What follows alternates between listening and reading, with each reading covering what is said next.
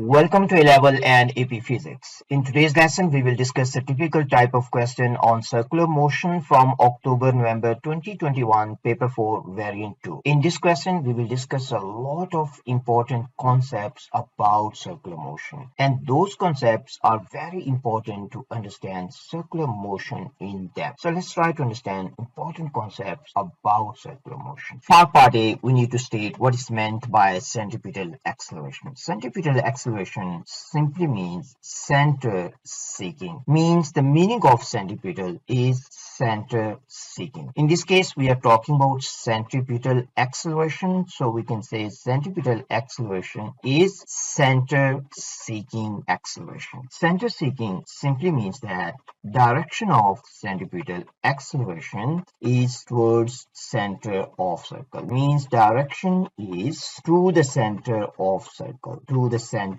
of circle. This is first thing we need to understand about centripetal acceleration. Now let's try to understand this one with the motion of this car inside the circle. When the car is at this point, direction of acceleration has to be upward. So this is AC, means it is towards center of circle. And when the car is at this point, direction of acceleration again has to be to the center. And when the car is at the top, let's say at this point, direction of acceleration again has to be towards center of circle. And when the car is at this point, direction of acceleration also has to be to the center of circle. And this is true for any point in the circle. Imagine that when the car is at this point, so at this point, at any point in the circle, direction of acceleration has to be this way. So again, this is to the center of circle. If this car is doing circular motion, it always has to be to the center of circle. So this is what we call centripetal acceleration. Now we also need to understand what is the relationship between velocity and centripetal acceleration. If you look at this point, direction of velocity of this car is upwards, means this is direction of tangential velocity, and direction of acceleration is to the center of circle, and the angle between these two angle is 90 degrees. Direction of acceleration is always perpendicular to direction of velocity. So we can also write down this point here. We can write down AC is perpendicular to velocity, perpendicular to V. In order to answer this question, we just need to write one point because this question has only one mark. So if you simply write down centripetal acceleration is perpendicular to velocity, you will get this one mark. Now let me show you how you can write down the answer. So simply for this question, you can say acceleration is perpendicular to velocity and direction of acceleration is towards center of circle and is directed towards center of circle. Directed, we can say towards center of circle. So if you write down this one, you will get 1 mark. Actually, we have written more than required. So you will get 2 marks if this question has 2 marks. But this question has only 1 mark. If you have written acceleration is perpendicular to velocity, you will get B mark. For part D, it is given to us an unpowered toy car moves freely along a smooth track that is initially horizontal. As you can see, between point X and this point, the track is horizontal. It is also given to us the track contains a vertical circular loop. Vertical, very important. So this track is vertical. It's not horizontal. It can be horizontal circular loop, but this one is vertical. So very important one. We can mark this one vertical circular loop. Mass of the car is given, that is 230 grams, and diameter of the loop is given, that is equal to 62 centimeters. In this case, it is also given to us resistive forces are negligible, so we can ignore them. For part 1, we need to show what happens to the magnitude of the centripetal acceleration of the car as it moves around the loop from X to Y. Means when the car moves from X to Y, what is happening to centripetal acceleration of this car, especially the magnitude of centripetal acceleration. Now we need to understand when the car is moving up, in moving from X to Y in this part of the circle, so between X and Y. When the car is moving between X and Y, car is gaining height. So simply we can say in this case, kinetic energy will change into GPE. So when kinetic energy will change into GPE, kinetic energy will go down because this is unpowered toy car. So there is no energy supplied to the car. So car has only kinetic energy at this point that will be converted into GPE. So when kinetic energy decrease, GPE increase, it means speed of the car, this will decrease because height of the car is increasing. Now, if we understand this point, speed of the car is decreasing. So then simply we can answer this question. Now, one thing also you can understand in a little bit different way. For example, when this car is moving up, let's say at this point, gravity is acting down, mg is acting down. So this is kind of resistive force because the car is moving against this force. So speed of the car will decrease. So that's the reason kinetic energy is decreasing and height is increasing. We can understand this one based on forces. We can also understand this one based on energy conservation. As speed is decreasing, we can write down centripetal acceleration. This is equal to v square divided by r. So if v go down, it simply means acceleration will go down. So simply we need to write down acceleration will decrease. Or simply we can say acceleration decreases in this case. And this question has only 1 mark. If you write down acceleration will decrease between x and y, you will get 1 mark. Only state what happens. You no need to explain. For the second part, we need to explain if the car remains in contact with the track, why the centripetal acceleration of the car at point y must be greater than 9.8 meters per second per second. In order to answer this question, we need to understand forces acting on the car at point y. If you look at point y, there are 2 forces acting on this car. One is the weight of the car that is acting down. This is force of gravity. And the second is the normal reaction force from the track. So these 2 forces are acting, and these 2 forces are responsible for centripetal force. So we can simply say in this case centripetal force is provided by normal reaction force and gravity. We can discuss the critical point when car is just touching the track. Car is just touching the track. We can say when car is just touching and there is no normal reaction force. Just touching means that the car is not pushing against the track and track is not pushing on the car. So in that case we can say Fc is provided by weight of it, and Fc is equal to m times AC and weight is equal to mg. So mass is common, we can cancel. So AC is equal to g. This is critical value of acceleration we need for this car to complete circle. So we can write down here case 1, if centripetal acceleration is greater than or equal to g, car will not fall down. We will say not fall down. 1 we can say not fall down. Second case, if centripetal acceleration is less than g, car will fall down. So this is the second point, car will fall down. Now let's try to understand this one in terms of forces. As we have written here, AC has to be greater than g. It simply means that the centripetal force, it has to be greater than the weight of the car. It simply means that centripetal force has to be equal to weight plus normal reaction force. There must be normal reaction force for the contact with the track. If no contact with the track, it means car will simply fall down. So Fc has to be greater than weight of the car because we need contact with the track for this car to complete the cycle. In this case, if Fc is less than weight, car will fall down. Now let's try to write down our answer. If you have understanding of this concept, very important point, often very confusing for many students. I hope it is clear to you. Now let me explain to you how you can write down the answer. In our answer, we can mention these 2 points. First, centripetal force must be greater than weight of the car as we have written here. So this is our point 1. And the second, centripetal force has to be greater than weight because we need normal reaction force for contact with the track. If no contact with the track, it means car has left the track and car will fall down. For part C, initial speed of the car is given and the value of initial speed is 3.8 meters per second. And we need to find out, is it possible for this car to complete this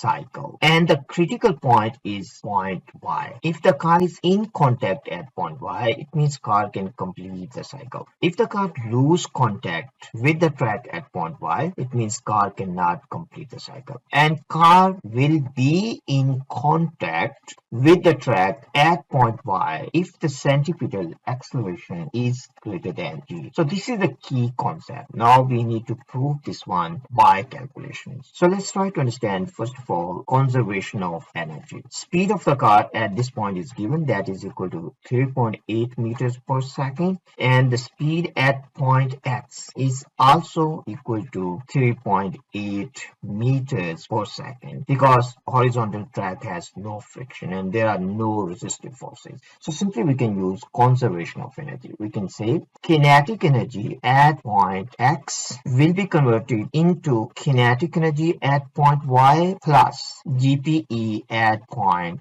Y. GPE at point Y. So kinetic energy at point X, we can say this is 1/2 mvx square plus 1/2 mvy square plus mgh.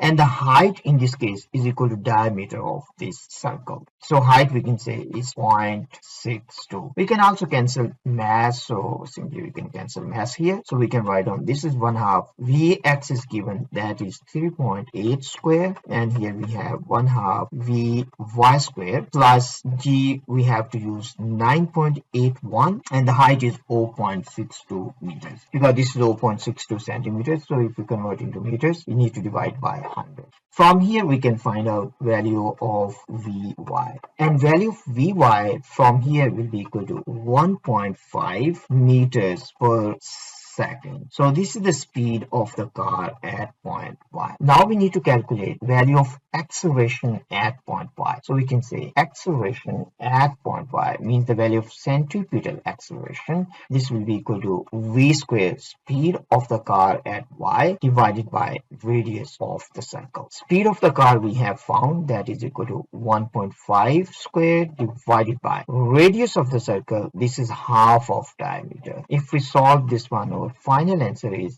7.3 meters per second As AC in this case is less than G, so car will fall down. Car will not be able to complete this cycle. So car will fall down. That's all what we need to write down for this question. And this question has 3 marks. The first mark you will get if you have written this conservation of energy. This is conservation of mechanical energy. There is no energy loss. Means energy is not converted into other forms of energy. So mechanical energy is conserved in this case. There is no friction. There are no resistive forces. You will get 1 mark. And the second mark you will get if you have calculated centripetal acceleration. So the second mark is also C mark. Then the last mark you will get if you have written this one. In this case, car will fall down. So this question has 3 marks. Very nice question. We need to be very clear about this one. For part D, we need to suggest with a reason but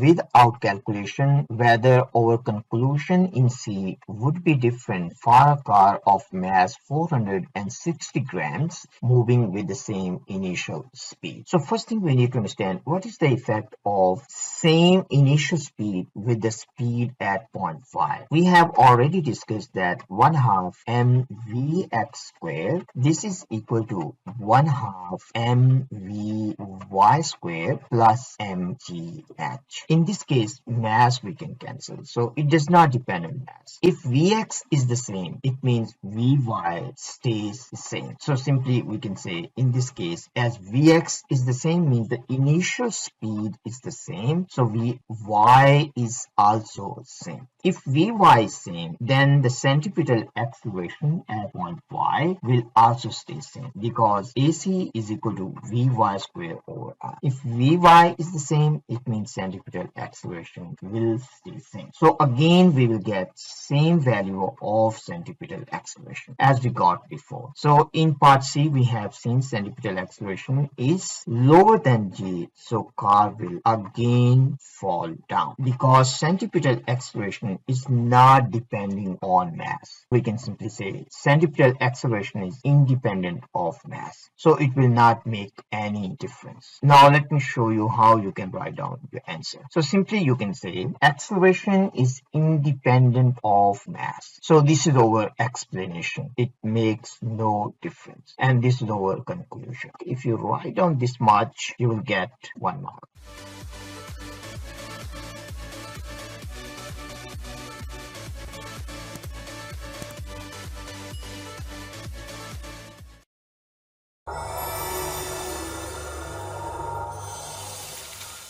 Welcome to A-Level and AP Physics. In today's lesson, we will discuss one very important past paper question on gravitational field from October-November 2021, paper 4, variant 2. I said this question is very important because in this question, we will talk about gravitational field against distance graph. And also we will discuss how this graph is linked with G against distance graph. And if one graph is given to us, how we can sketch the other one. And also what kind of information we can get from potential against distance graph, and lot more on gravitational field in this class. For part A, we need to state the relationship between gravitational potential and gravitational field. So let's try to understand how these two, they are linked together. We can simply say that G is equal to negative of d phi over dr. That's all what we need to understand, and that's all what we need to write down for the answer of this question. So these two things we have to mention. Now let's try to understand what exactly it is meant by d phi by dr. This is called potential gradient. D phi by dr, simply we can say this is potential gradient. In this case, we are talking about gravitational potential, so you can also say gravitational potential gradient. Now let's try to understand what exactly is gravitational potential gradient. In order to understand gravitational potential gradient, we need to understand the relationship between distance from the center of the planet and potential. So this is how these two are linked together. Or simply we can say potential is directly proportional to 1 over r. Now if we sketch a graph between potential and r, let's say we have potential on y-axis. So here we have potential, this is on y-axis, and we have r, the distance from the center of planet. Let's try to sketch graph between potential and distance from center of planet. In order to sketch the graph, we will imagine that there is a planet that is placed at the origin, and the radius of this planet is equal to capital R. Before we sketch this graph, we also need to understand this formula is only true for the potential outside of the planet, and this is not true for potential inside the planet. Means we cannot determine the variation of potential with distance inside the planet using this formula, and this is only true when r is greater than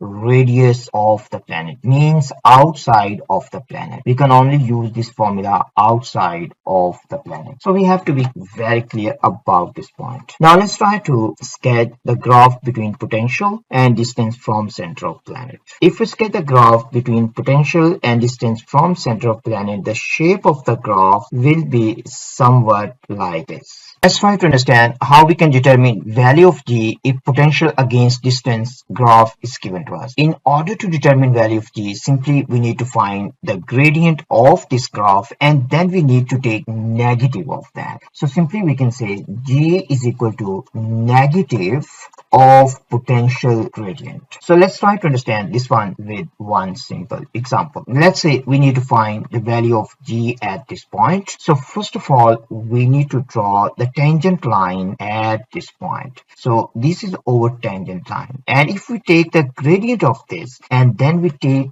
negative of gradient, that is equal to G. So this is what we need to understand about G and potential gradient. This is how they're linked together. So simply we can say G is equal to negative of potential gradient. So this is the point you need to understand. G is equal to negative of potential gradient. Means you will take the gradient of potential against distance graph and then you take negative of that. That is G. If you are very curious about what will be the shape of the graph inside the planet, shape will be kind of parabolic inside the planet. But this is not part of your syllabus. you need to understand how to sketch a graph outside, means from the surface of the planet. Now let's try to understand how we can write down the answer for this question. In order to write down answer for this question, you have to mention 2 points. One point is this one. If you have written gravitational potential gradient, you will get 1 mark, means this is M mark. It has to be in your answer. And if you have mentioned about negative, you will get the second mark, and that is A mark, means answer mark. And this is how you can write down a proper answer. As you can see, in this case,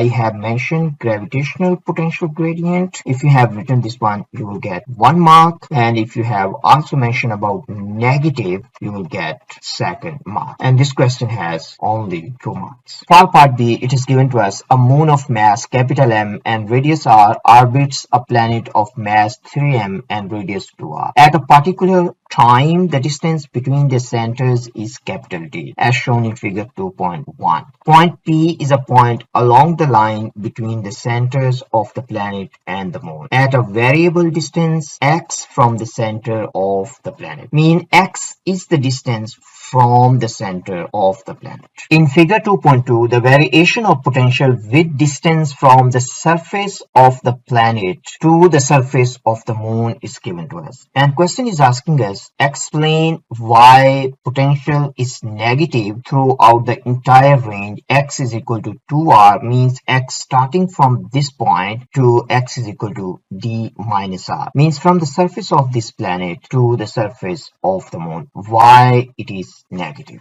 In order to understand this one, we need to understand first point, that potential is defined 0 at infinity. So this is the first point we need to understand. At infinity, potential is equal to 0. So simply we can say potential is equal to 0 at infinity. And also at infinity, we take gravitational potential energy also equal to 0. First of all, let's try to understand gravitational potential energy in a very simple way. Imagine that we place a unit mass at the surface of this planet. Let's say the mass of the planet is capital M and unit mass is small m. So this is unit mass. You can imagine that this is 1 kg. Or simply we can say this is unit mass. If we move this unit mass up, in this case, gravitational potential energy of this unit mass, this will increase. And in this case, work done by gravity. So I will say work done by gravity, that is negative. So the work done by gravity is negative. So when work done by gravity is negative, gravitational potential energy increases. And now if we move this unit mass from here to down, in this case, gravitational potential energy of this unit mass will decrease. And in this case, work done by gravity is positive. So very important point you need to understand. When work done by gravity is positive, gravitational potential energy decreases. When work done by gravity is negative, gravitational potential energy increases. Now let's try to understand how we can define potential in a proper way. In order to define potential in a proper way, we will imagine a planet of mass capital M at this point. Then we will take another point at infinity. Imagine that we have a unit mass that is placed at infinity, and this unit mass is at rest. So simply we can say the speed of this unit mass is equal to 0. And we want this unit mass to move to another point, let's say to point P. And the distance of this point P from the center of the planet is equal to r. If we move this unit mass from infinity to point P, at point P, the speed of the unit mass again has to be 0. It simply means that when we move unit mass from infinity to point P, there is no change in kinetic energy. But we need to understand, gravity is pulling this one inward. If there is no external force, the speed of this unit mass will increase. So in order to keep speed of this unit mass constant, we have to apply external force opposite to gravity. So this is direction of external force. And here we have gravity. But this gravity is not constant because gravity depends on distance. As the distance is decreasing, gravity is getting stronger. So the gravity is a variable force. So one point we need to understand is gravity is variable force. It is not constant. So the external force also has to be variable. Let's try to understand the work done by external agent. Work done by external agent has to be negative because the displacement is to the left and external force is acting to the right. So this is external force. So work done in this case by external agent is negative. Mean by external force. We can say work done by external agent. This one is negative. Simply we can define potential at point P by saying potential at point P is equal to work done by external agent from infinity to point P per unit mass. Now let's try to understand, is the potential at point P, is it positive or is it negative? Potential at point P has to be negative because the work done by external agent from infinity to point P is negative. So simply we can say gravitational potential is negative. And gravitational potential is always negative because gravitational potential at infinity is equal to 0. Based on these points, we can write down our answer. Before we write down our answer, if you're curious about VP, means the value of potential at point P, this is equal to capital G, capital M divided by the distance from center of planet. And this one is the mass of the planet, means the potential at point P due to this planet is equal to this. And this is negative because work done by external agent is negative. Now, if we have understanding of these points, we can write down our answer. In our answer, we have to write at least 3 points. So these are the 3 points you can write down in your answer. The first thing you can say potential at infinity is equal to 0. As we have already discussed, potential at infinity is equal to 0. So let me write down here 5. Potential at infinity is equal to 0. So this is 1 point. If you write down this, you'll get 1 point. And this is B mark. And the second, gravitational force is attractive. So work done by external agent is negative because gravitational force is attractive. So this is the second point you can mention. And the last point you can say test mass getting closer from infinity. Means when we move this test mass from infinity to point P, in this case the potential energy of unit mass is decreasing. So this can be the third point. If you write down these 3 points, you will get 3 marks. For part 2, it is given to us one of the features of figure 2.2 is that phi is negative throughout. Means potential is always negative, starting from the surface of the planet to the surface of the moon. We need to describe 2 other features of figure 2.2. Other 2 features, if you look at the surface of the planet and the surface of the moon. So the one feature we can say that potential at surface of planet, we can say phi at planet is more negative than potential at surface of moon. So this can be over 1 point. For the second point, we can compare potential gradient at surface of planet to potential gradient at surface of moon. Means at this point. Here we have this point at surface of planet and this point is at surface of moon. So simply we can draw the tangent line and we can compare the gradients of tangent line. For the planet, this is how we can draw the tangent line, and for the moon we can draw our tangent line almost like this. So this is the tangent line. Now if we compare the gradient of these 2 lines, we can simply see that this gradient, this one is steeper, so this one is steeper. So simply we can say the potential gradient means d phi by dr at the surface of moon, this one is steeper, we can say is steeper than potential gradient at surface of planet. So this is for surface of planet. So this can be over second point. For this question, we have to mention only two features. If you write down these 2 points in your answer, you will get 2 marks. Let me show you the proper answer for this question with some extra points. This is how you can write down your final answer. In this case, we have mentioned first point, potential at surface of planet is smaller. Smaller means that potential at surface of planet is more negative than at surface of moon. So this is our first point. In the second point, you can say potential gradient at surface of planet is smaller than at surface of moon. So this is our second point. Third point, you can also write down magnitude of potential varies inversely with distance from center near the sphere. Means near the planets and near the moon, potential is inversely proportional to R. Inversely proportional to R.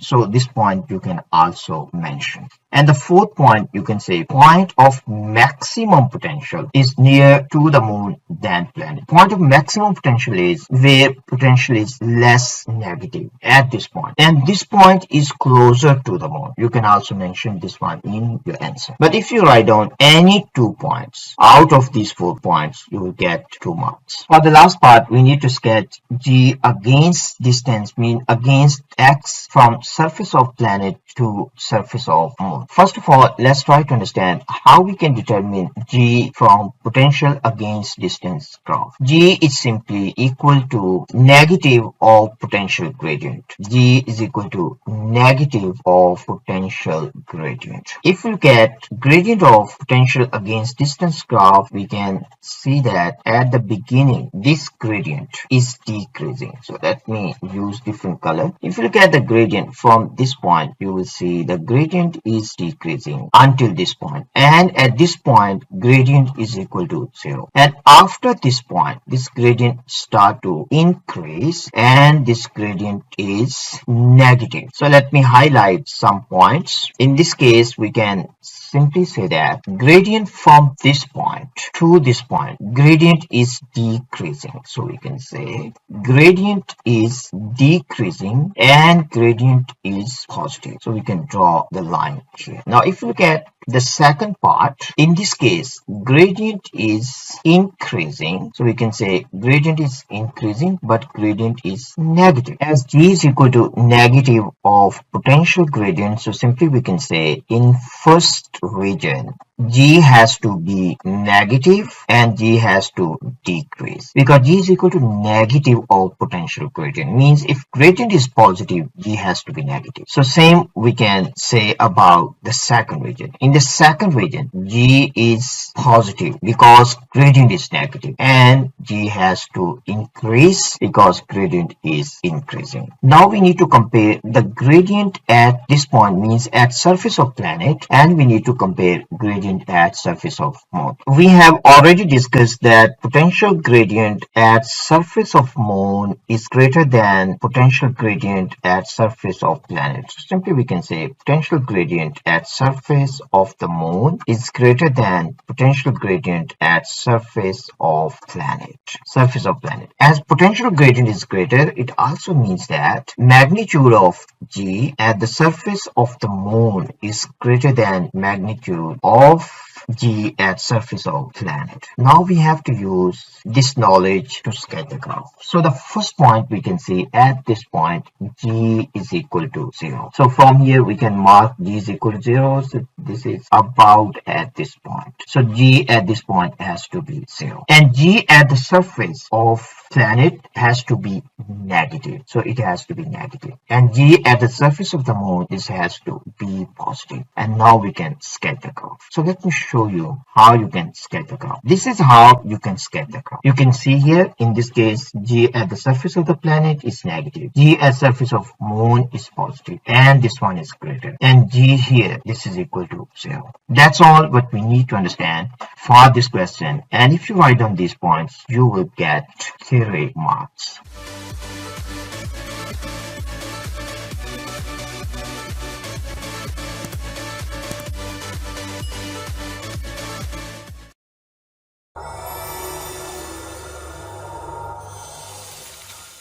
Welcome to A-Level and AP Physics. In today's lesson, we will discuss one very nice question on KMT from October-November 2021, Paper 4, Variant 2. In this question, we will discuss what is meant by elastic Klein. We will also talk about assumptions of KMT, and then we will also discuss how to derive different formulae, especially how to derive average translational kinetic energy of molecules using ideal gas equation. So in this question, we will discuss some very important points about thermal physics. For part A, it is given to us one of the assumptions of kinetic theory of gases is that all collisions involving molecules of the gas are elastic. For part 1, we need to state what is meant by elastic collision. Let's try to understand the conditions for elastic collision. If we look at conditions, momentum of the system means the initial momentum has to be equal to final momentum of the system, and the total energy before collision has to be equal to total energy after collision. And the last condition, this is only for elastic collision, kinetic energy of the system before collision has to be equal to kinetic energy after collision. It simply means that there is no change in kinetic energy of the system, or simply we can say delta K is equal to 0. So this is the condition for elastic collision only. Collision is elastic if there is no change in kinetic energy. Means kinetic energy of the system before collision is equal to kinetic energy of the system after collision. So we can classify that kind of collision as elastic collision. If kinetic energy before and after is not equal, then we can say collision is inelastic. So we can say inelastic collision. If kinetic energy before is not equal to kinetic energy after, mean kinetic energy of the system has been changed, so we call collision is inelastic. But if you look at these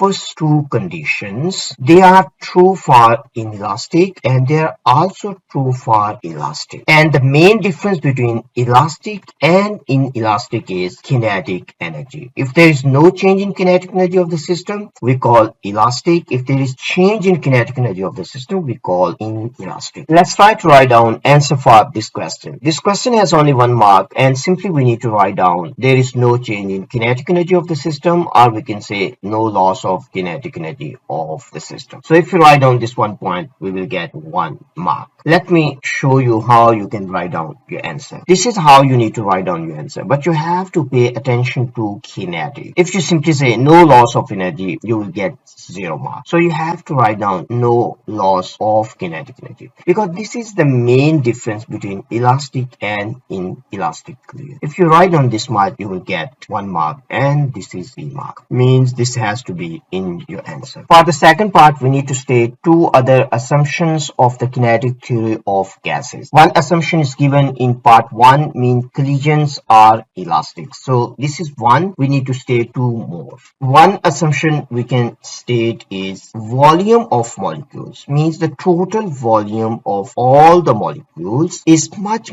smaller than total volume of the gas, or simply we can say volume of container. Volume of the gas is always equal to volume of container. It simply means that if we have this container, let's say this is 1 container, and we have gas inside, and these are gas molecules inside this container. If we take all these molecules, and we place them in 1 corner like this. If we place them in 1 corner, so the total volume of these molecules is negligible as compared with volume of the container. Means you take all the molecules and you place them in 1 corner of the container, so the volume is negligible as compared with volume of the container. So this is what is meant by volume of the molecules is much smaller than volume of the gas or volume of container. And the second assumption of KMT is molecules are in random motion, or simply you can say gas molecules are moving randomly, are in random motion. Random motion means that molecules have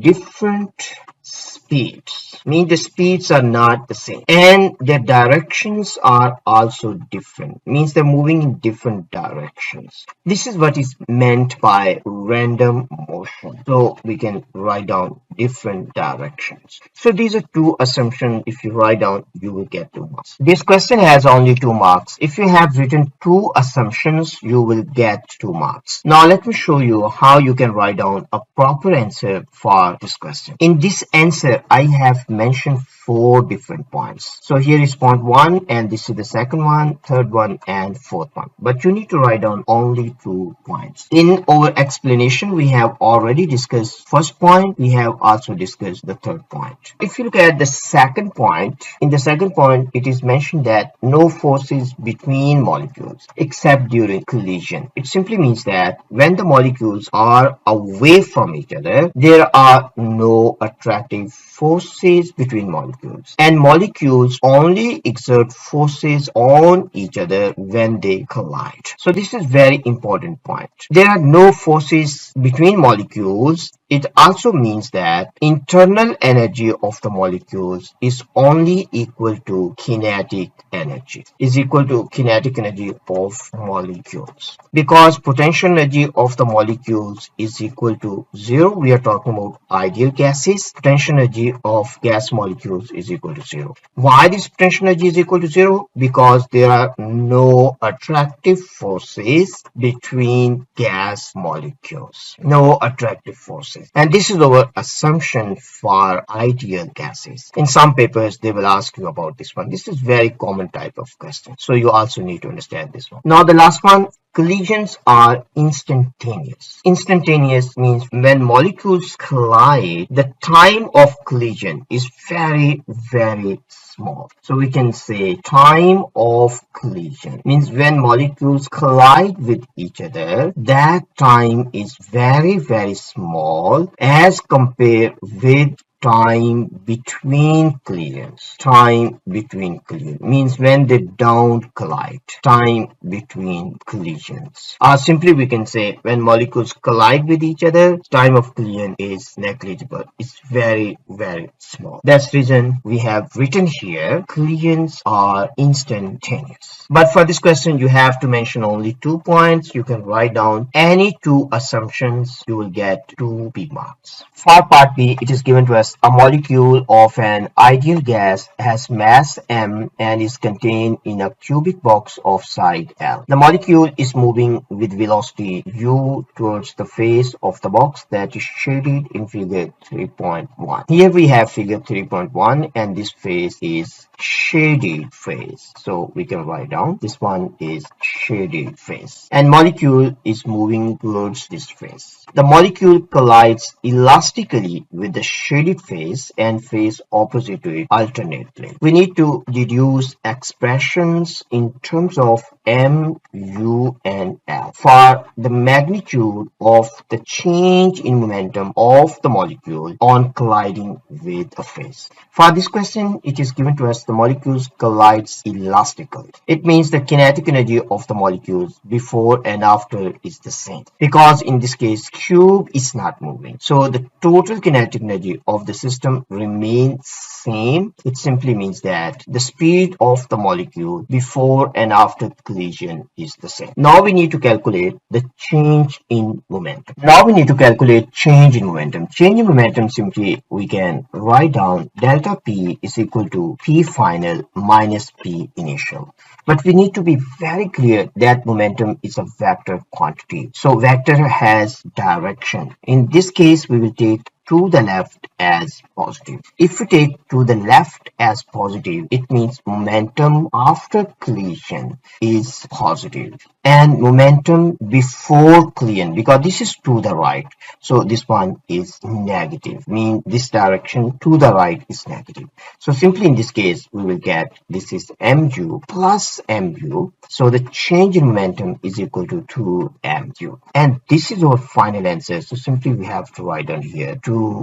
The main point here is momentum is a vector quantity, so we have to take one direction as positive. And this question has only 1 mark, and this is answer mark. If you have written 2mu, you will get this mark. For the second part, we need to find the time between consecutive collisions of the molecules with the shaded phase. It simply means that molecule collide this phase and then move away from this one and then come back to this phase again and collide with this phase again. So we need to find the time between two consecutive collisions. Imagine that this one is the shaded phase and molecules hit this phase and then move away from this phase. So here is the second phase. This one is shaded phase. So let me write down. This one is shaded phase and this is the opposite phase. And the distance between these two phases, this is given to us and this is equal to L. Molecule will collide this one and then come back and collide with this phase again. So the total distance traveled, in this case we can write down, distance traveled by the molecule between two consecutive collisions is equal to 2L. And the speed of the molecule is also given. Speed is equal to u. Now simply we need to find the time. So the time simply is equal to the distance traveled by molecules divided by the speed of molecule. This is elastically, and so when molecule collide with any phase, there is no change in speed of molecule. So simply we can say in this case time is equal to 2L divided by u, and this is our final answer. 2L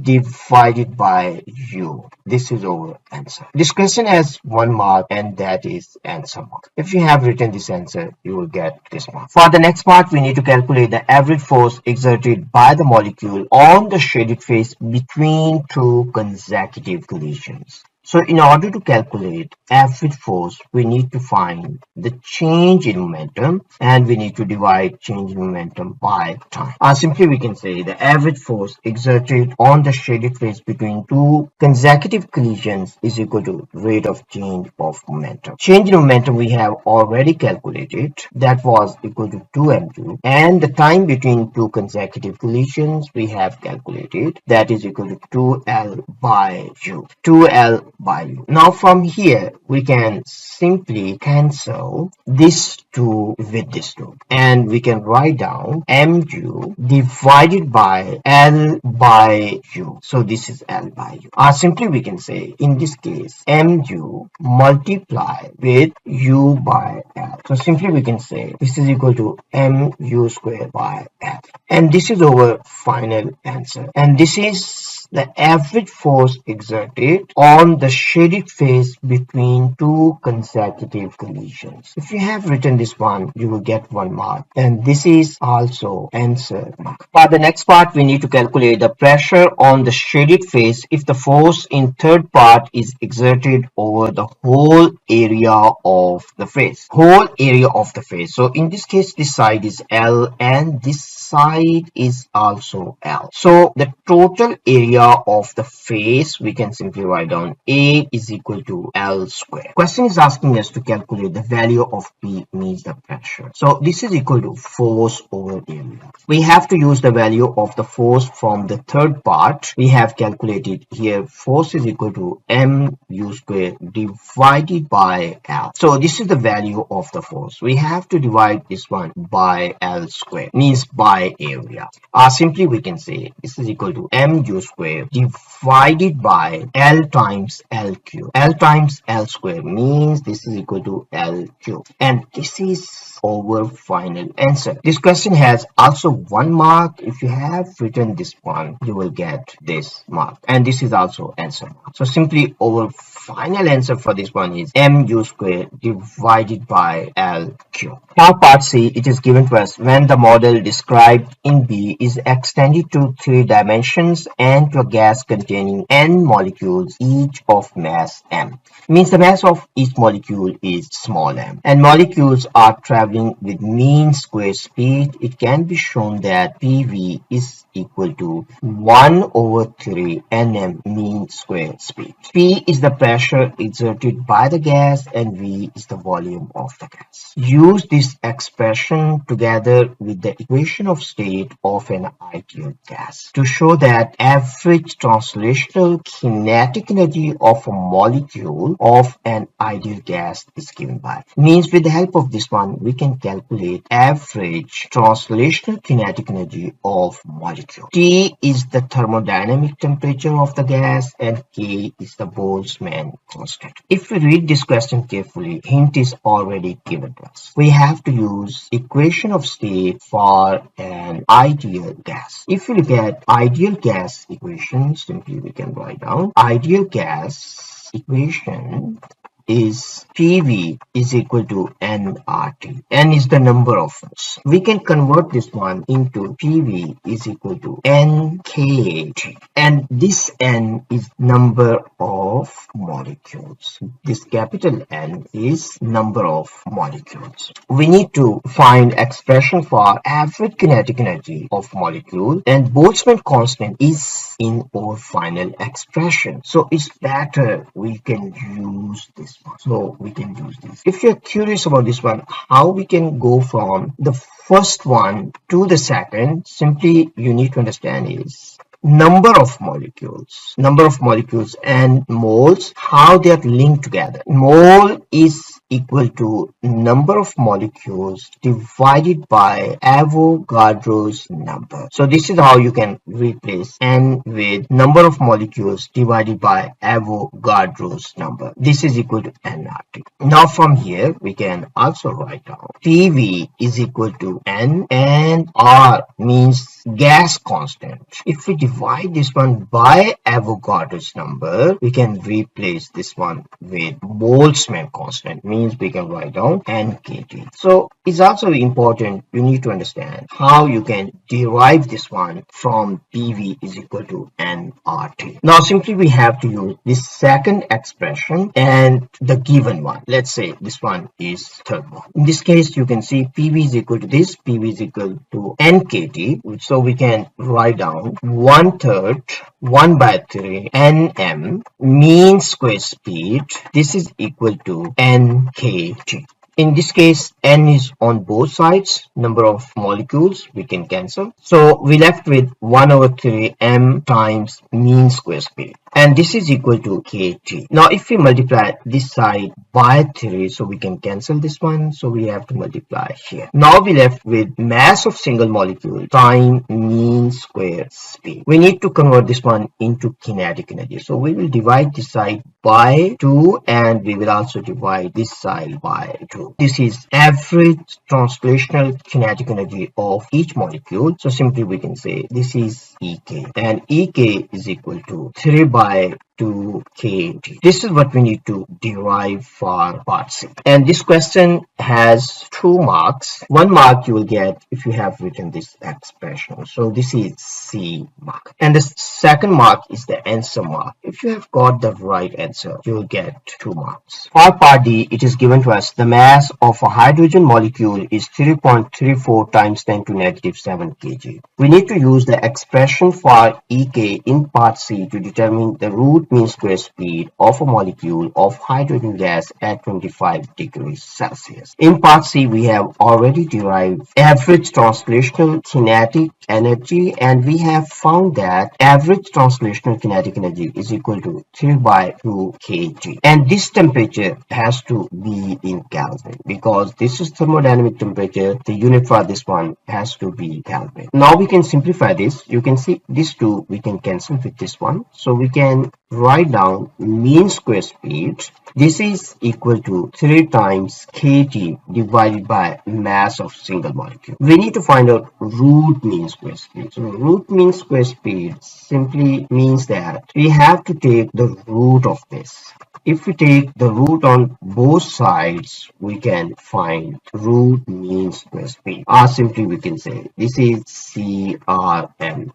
Now we need to plug in values. So 3 is here. The Boltzmann constant, value of Boltzmann constant is 1.38 times 10 to negative 23. And temperature has to be in Kelvin. So it is 25 plus 273. So this is how we can convert from Celsius into Kelvin. We need to divide by mass of single molecule. Mass of single molecule is given here.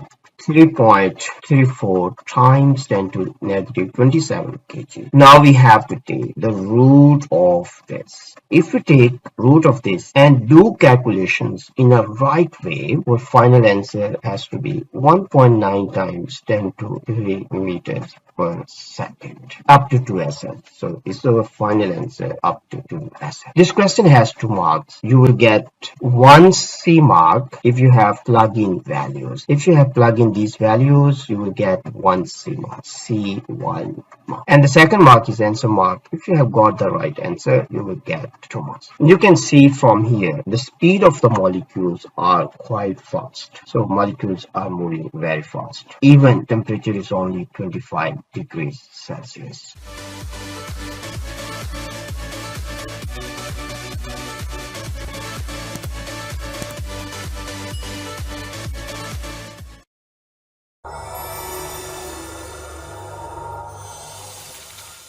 Welcome to A-Level and AP Physics. In today's lesson, we will discuss a typical type of question on simple harmonic motion from October-November 2021, paper 4, variant 2. In this question, we will talk about the basic conditions required for simple harmonic motion. Means simply how we can classify a motion is a simple harmonic motion. Then we will talk about acceleration against displacement graph. And we will discuss how we can calculate time period if acceleration against displacement graph is given to us. Then we will talk about energy against displacement graph, and we will discuss where the kinetic energy is zero, where potential energy of an oscillator is maximum, and at what value of displacement kinetic energy and potential energy of an oscillator are equal. For question number 4, it is given to us a trolley on a smooth surface is attached by springs to fixed blocks as shown in figure 4.1. As you can see in this figure 4.1, there is one trolley that is attached by 2 springs. One spring is attached on one side of the trolley and the other spring is attached on the other side of the trolley. And each spring is attached with a fixed block. Fixed block simply means that this block cannot move. It will stay at rest. For this question, acceleration against displacement graph is also given to us. For part A, we need to describe the features of the line. In figure 4.2, features of the line, very important, that demonstrate that the motion of the trolley is simple harmonic motion. Now first of all, let's try to understand conditions for simple harmonic motion. Means how we can say the motion of any object is simple harmonic motion. So we will discuss some basic conditions for simple harmonic motion. First condition is that acceleration has to be directly proportional to x. X is the displacement. Means when displacement is minimum, acceleration has to be minimum. When displacement is maximum, acceleration has to be maximum. Second condition is that A and X are in opposite directions.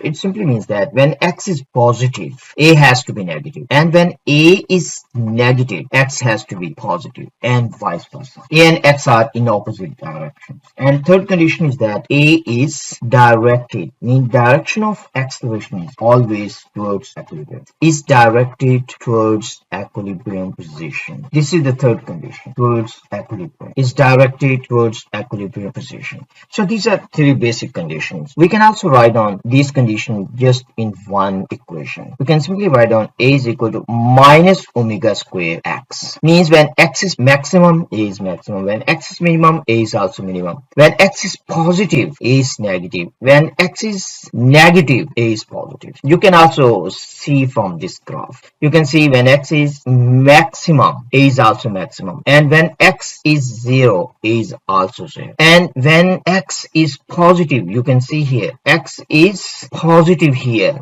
but a is negative here. So these are the basic conditions for simple harmonic motion. Let me explain you a little bit more about this one, and then we will write down our answer. The first thing we need to understand, when we say a is directly proportional to x, what will be the shape of the graph? If a is directly proportional to x, shape of the graph has to be straight line. So this is the first feature of the line, straight line. And when we say two quantities are in opposite directions, it simply means that gradient has to be negative. So we can say negative gradient. So here we can simply write down negative gradient. And these two features of the line, you can see this line is a straight line and the gradient of this line is negative. So it means the motion of this trolley is simple harmonic motion. And simply we have to write down these 2 points to get to marks. In your final answer, simply you can write down straight line through the origin. So this feature of the line tells us that a and x, they are directly proportional. And the second feature, negative gradient, it means a and x, they are in opposite directions. Means when one is positive, other is negative, and vice versa. And these are B marks, means they have to be in your answer. For part B, we need to use the figure 4.2 to determine the time period of the oscillations. If you look at figure 4.2, in figure 4.2 we have a graph between acceleration and displacement. We have already discussed for simple harmonic motion that a is equal to omega square x,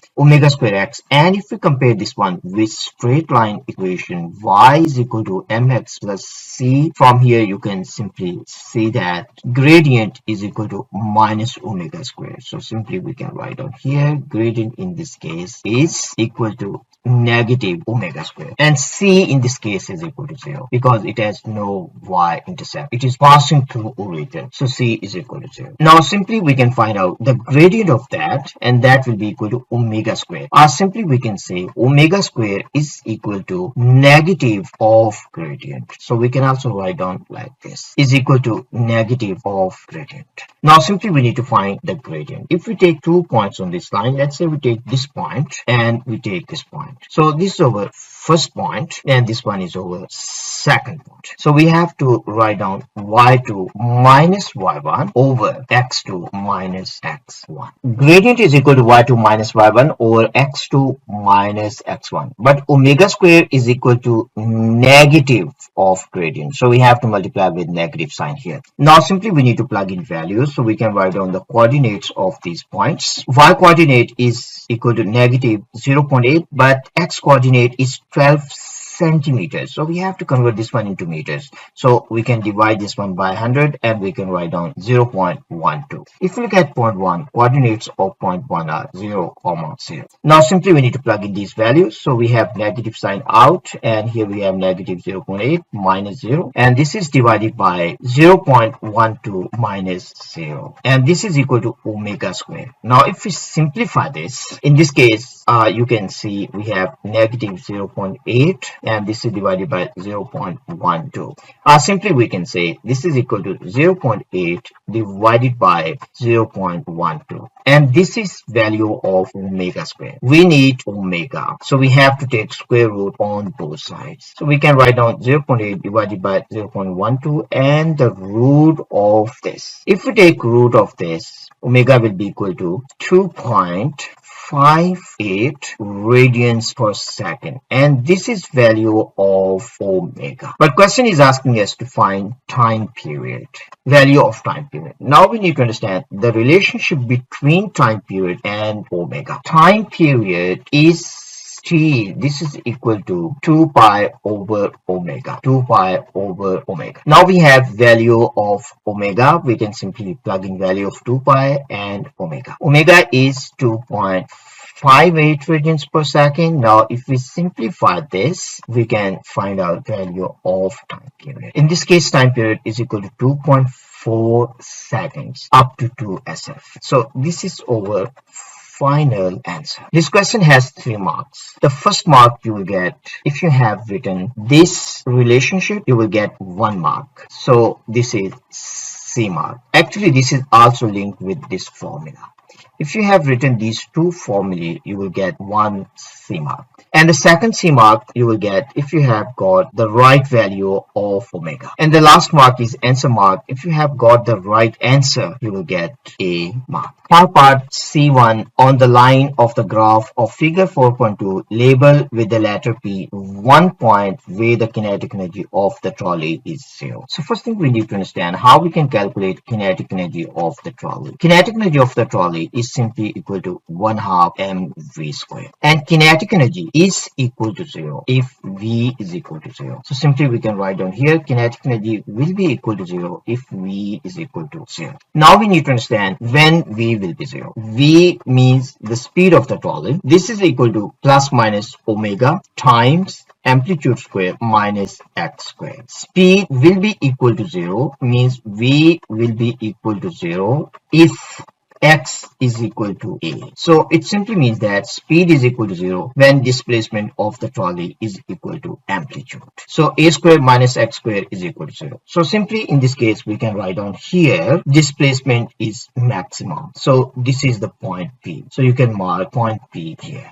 You can also mark point P here because displacement here is also maximum. So if you mark here or you mark P point here, you will get 1 mark. This part has only 1 mark. For the second part on the line of the graph of figure 4.2, we need to label with the letter capital Q an approximate position of 1 point where the kinetic energy of the trolley is equal to the potential energy stored in the spring. Question is asking us approximate position. We no need to calculate the exact one, simply approximate position is acceptable. In order to answer this question, we need to understand the relationship between energy and displacement. So first of all, let's have a look at energy and displacement graph. In this case, you can see we have energy against displacement graph. Kinetic energy, the red line is the red curve. This is kinetic energy. And the blue one, this is potential energy. And green, this is the total energy. Question is asking us to find the displacement where kinetic energy is equal to potential energy.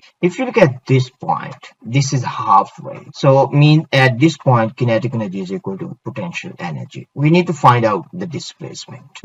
So this is the value of the displacement where kinetic energy is equal to potential energy. And this value we have to find out. Now if we divide this point into two parts, so this is about half of the amplitude. And the value where kinetic energy is equal to potential energy, this is halfway between half value and the maximum value. So it simply means that we have 0 displacement here and we have the maximum displacement here, and the value of the maximum displacement is 12. So the approximate value of displacement when kinetic energy is equal to potential energy, that one has to be close to 8. So in this case we can mark this point. Actually this is the exact point. This is 8.4 centimeters, and this one we can also calculate. Now let's try to calculate this one. So simply you need to mark point Q here. If you mark point Q around 8, you will get 1 mark, and this has only 1 mark. Question is asking you approximate value. If you want to calculate exact position of Q, we need to understand kinetic energy is equal to 1/2 m omega square times a square minus x square.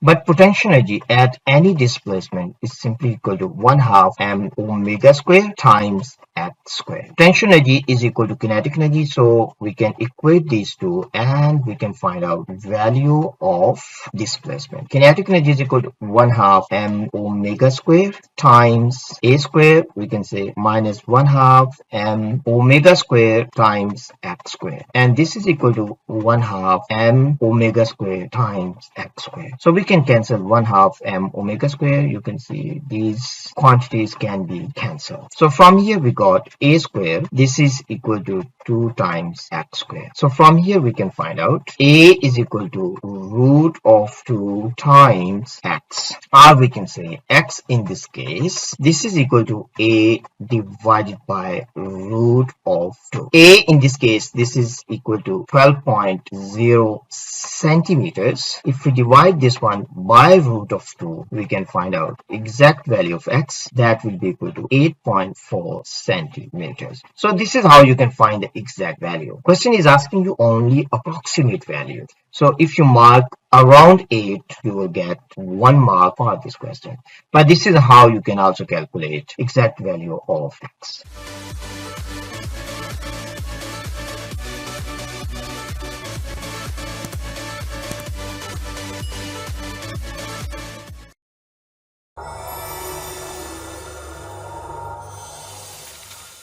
Welcome to A-Level and AP Physics. In today's lesson, we will discuss a typical type of question on capacitance from October-November 2021 paper 4 variant 2. In this lesson, we will discuss what is electric potential, means how we can define electric potential in a right way. Then we will talk about calculation of capacitance of an isolated conducting sphere. At the end of the lesson, we will also discuss how to calculate charge transfer between two spheres. For part A, we need to define electric potential. Let's try to understand this one with the help of point charge. So this one is over point charge, means the size of this one is very small. And imagine that the charge on this one is positive. And we take another point, and this point is located at infinity, means very far away from this point. And we have one unit positive charge at this point. This is our test charge, and test charge in electricity, by convention, we always take unit positive charge. So this is unit positive charge.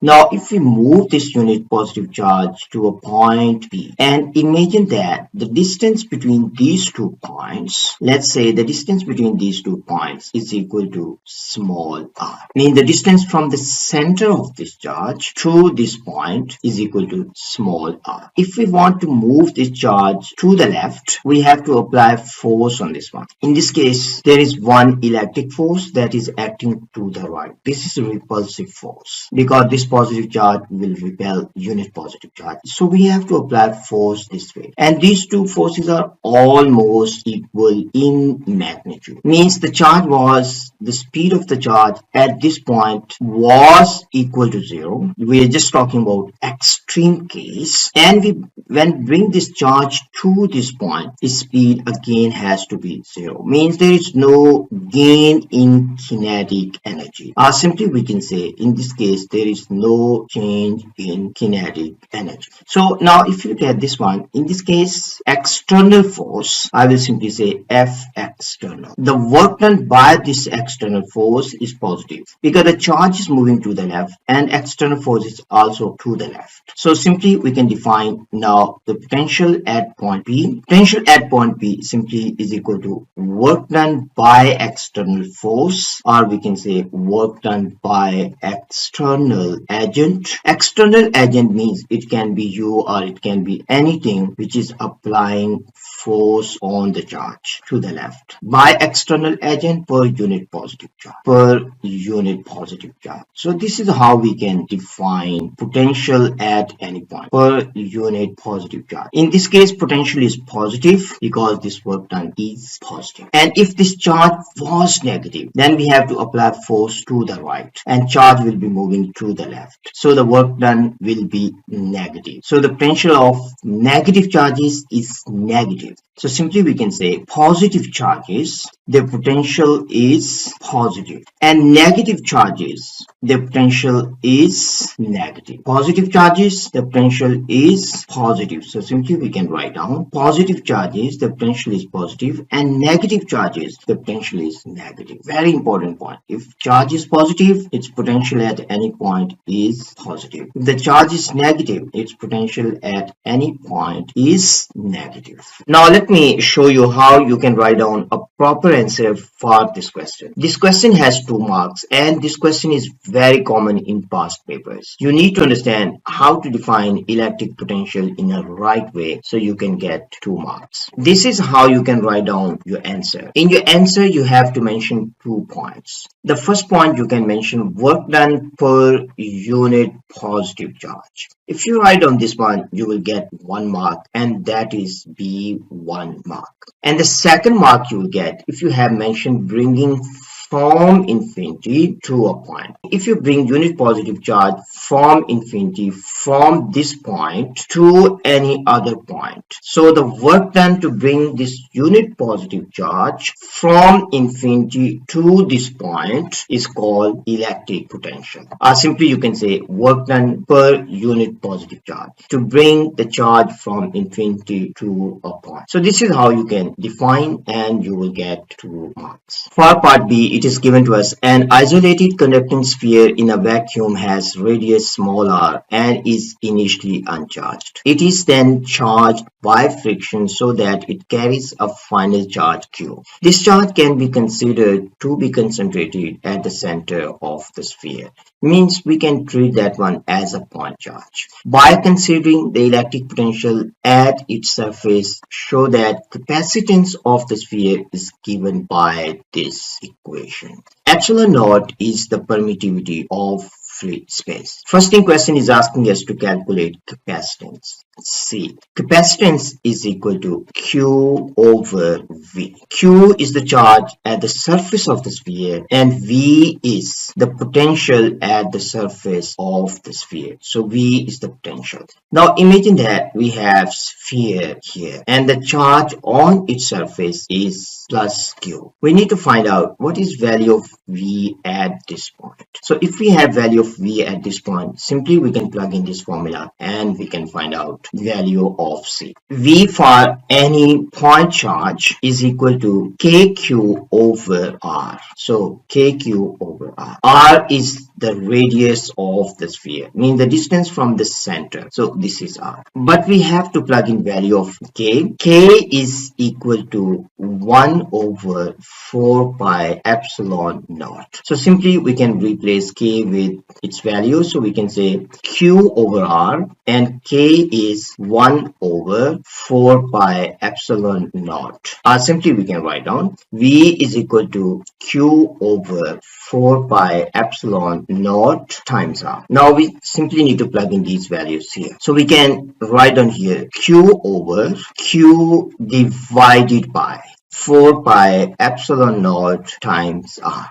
Simply we can write down Q multiply 4 pi epsilon naught R divided by Q. Then we can cancel this Q with this Q. So we left with 4 pi epsilon naught R. So this is the value of capacitance. So if we have a charged sphere and we need to calculate the capacitance of that charge conducting sphere, so simply we need the radius. So the capacitance is depending on the size of the sphere. If the R is greater, it means capacitance of that sphere is greater. It is not depending on other factors because pi is constant, epsilon naught, permittivity of free space, that is also constant. So this is how we can prove that C is equal to 4 pi epsilon naught times R. This question has 2 marks. The first mark you will get if you have written C is equal to Q over V. So this is first mark and this is C mark, you will get 1 mark. And if you have derived this one, you will get answer mark. So this is answer mark. If you have derived this one, you will get 2 marks. For part C, it is given to us the dome of an electrostatic generator is a spherical conductor of radius 13 centimeters. It is initially charged so that the electric potential at the surface is 4.5 kilovolts. So simply we can sketch this one. So this is dome of generator and the radius of this one is given, that is equal to 13 centimeters and the potential at the surface of this one is equal to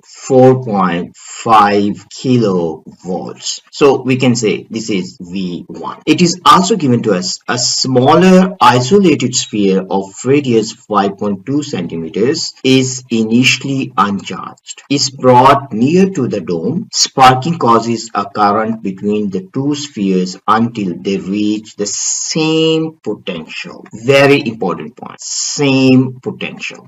Assume that any charge on a sphere may be considered to act as a point charge at its center. Means we can treat sphere as a point charge. Calculate the charge that is transferred between the two spheres. So first of all, we have dome that has potential 4.5 kilovolts, and we have an isolated smaller sphere, and this has no potential. Initially it has no charge, it has no potential. The radius of this one is given, that is equal to 5.2 centimeters. We bring these two together, means we bring them closer to each other. Then these two spheres, they have the same potential. So this one is the dome of generator. Radius of this one is 13 centimeters, and the smallest sphere, radius of this one is 5.2 centimeters, and they are at the same potential. Means the value of V here, the potential at the surface of dome and the potential at the surface of small sphere is the same. So potential is the same.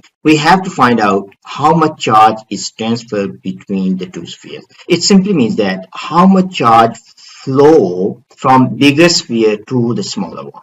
So simply it means that how much charge go from bigger to the smaller sphere. Let's say the charge transfer is equal to small q, and the total charge initially on this one, let's say, was capital Q, and the charge on this one is equal to 0. The charge remaining on this one will be capital Q minus small q, and we need to find out what is value of small q, mean how much charge is transferred between these two spheres. So first of all, we need to calculate charge on big sphere. Q is equal to CV. C we have already calculated, that is equal to 4 pi epsilon naught R times V, the potential at the surface of sphere. Now simply we need to plug in values. We have 4 pi, value of epsilon naught is 8.85 times 10 to negative 12, and the radius is 0.13 meters. We have converted into meters now,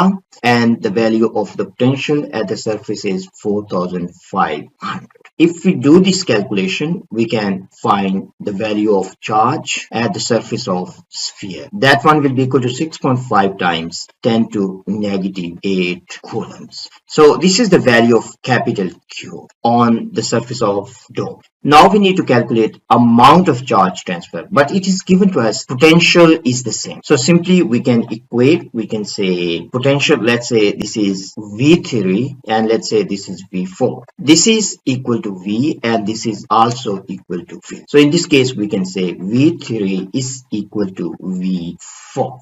So V3 simply is equal to K capital Q minus small q divided by the radius of the sphere, and this will be equal to K small q over, so we can say this is R3, let's say this is R4. So we are talking about this is R3 and this one is R4. So we can cancel this q with this q. Now simply we need to plug in values. Capital Q, we have the value of capital Q, that is 6.5 times 10 to negative 8, minus we have small q, and this is divided by radius of the sphere, that is 13 centimeters. So this means 13 times 10 to negative 2. Here we have small q, and this is divided by 5.2 times 10 to negative 2. So 10 to negative 2 we can cancel with 10 to negative 2. Now simply we have to solve for q.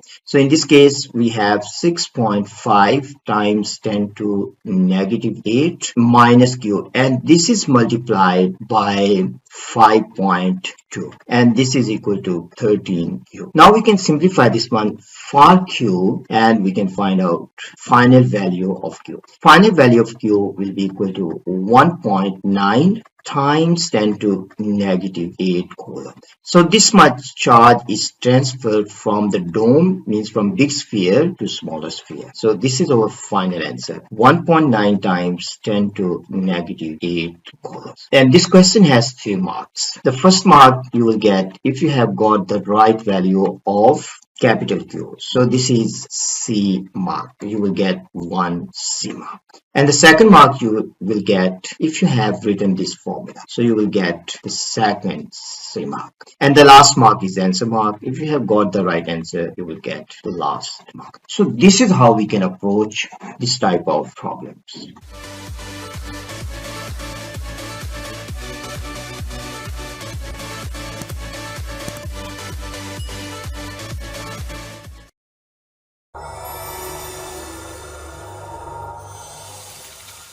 Welcome to A-Level and AP Physics. In today's lesson, we will discuss one very important past paper question on electromagnetism from October-November 2021, paper 4, variant 2. In this question, we will discuss about right-hand grip rule. Then we will also talk about Fleming left-hand rule and how to use Fleming left-hand rule. Then we will talk about forces acting between two wires when current is flowing in the wires in the same direction. We will calculate force acting on one of the wire, and then we will compare the forces acting on two wires. So we will discuss some very important concepts about electromagnetism in today's lesson. So listen carefully and try to improve your understanding of electromagnetism. For question number 8, it is given to us two long straight parallel wires P and Q carry currents into the plane of the paper, as shown in figure 8.1. Wire P carry current into the page. This cross is representing current is into the page. So simply we can write down cross represents into the page. This is very basic symbol. You need to be very clear. Cross means into the page. And if there is dot, dot represents out of the page, out of the page, out of the plane of the page,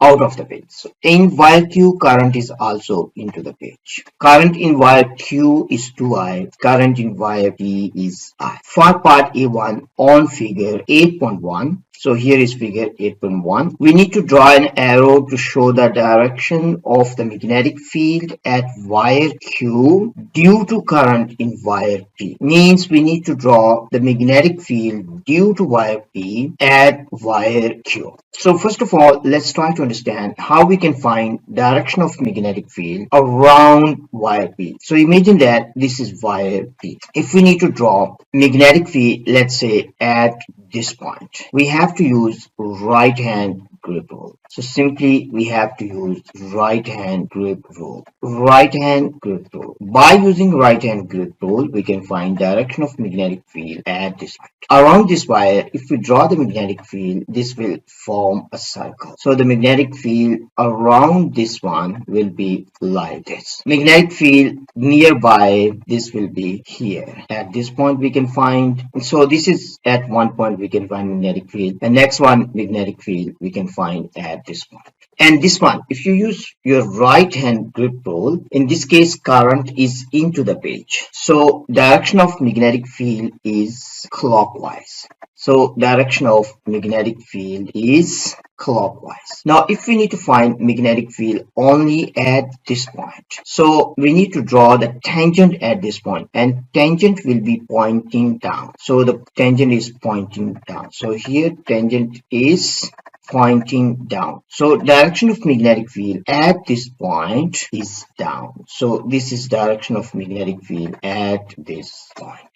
So simply we need to draw arrow pointing downwards at any point. For example, if I ask you what is direction of magnetic field at this point, so simply you have to draw arrow in this direction. If direction of magnetic field at this point, so simply you can draw this line, and magnetic field is tangent to this. This angle is 90. So this is how you can draw magnetic field at any given point. around any wire. For the second part on figure 8.1, we need to draw another arrow to show direction of the force acting on wire Q due to current in wire P. Label this arrow F. So first of all, let's try to understand if current flow in two wires in the same direction. So I will explain you the main concept first of all. Let's say we have these two wires and current is flowing in these two wires in the same direction. So these two wires, they will attract each other. So they will attract. So simply we can say they will attract. So the force, let's say this is wire P and this is wire Q. So Q will be attracted by P and the P will be attracted by Q. So using this knowledge, simply we can say the force on wire Q, this will be to the left. So this is direction of force. So this is how you can answer. Later we will discuss with the help of Fleming left-hand rule as well. The second thing you need to understand, let's say we have these two wires. Let's say this is wire P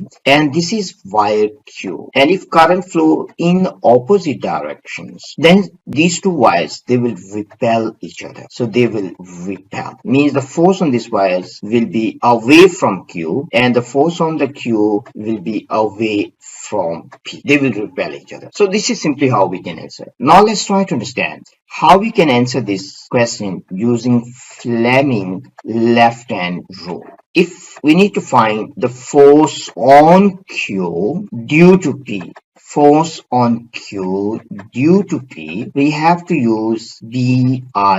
So B is the magnetic field due to P, I is the current in Q, and L is the length of Q. So B is the external magnetic field. So simply we can say B is always, in this formula, B is external magnetic field. I is the current in the wire and L is length of the wire. So in this case, if you look at wire Q, magnetic field due to wire P is downwards and current in wire Q is into the page. Now we have to use Fleming left-hand rule. So first thing we need to understand, thumb represent direction of force. Thumb represent direction of force and index finger means this finger. So index finger, direction of magnetic field. So we will say direction of magnetic field represent direction of B means direction of magnetic field, and middle finger, direction of current. So middle finger means this finger represents direction of current means conventional current.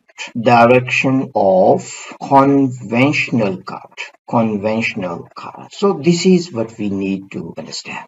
Now for this question, we have direction of magnetic field. Direction of magnetic field, index finger is down. So direction of magnetic field is downwards and current is into the page. Current is into the page. So if we rearrange our fingers, index finger down and current into the page, so direction of force will be to the left. So this one is the middle finger. So this is current, this is B, and this represents direction of force. Now let me show you this one with the diagram, but you can do this one by yourself. So this is how you can use. Let me make some space. So here you can see in this case, this is current I, this is into the page, and this is B, this is pointing downwards, and this one is direction of force. So this is how you can find direction of force using Fleming left-hand rule. For part B1, we need to state with a reason how the magnitude of the force acting on wire P compare with the magnitude of the force acting on wire Q. First of all, let's try to find out force on Q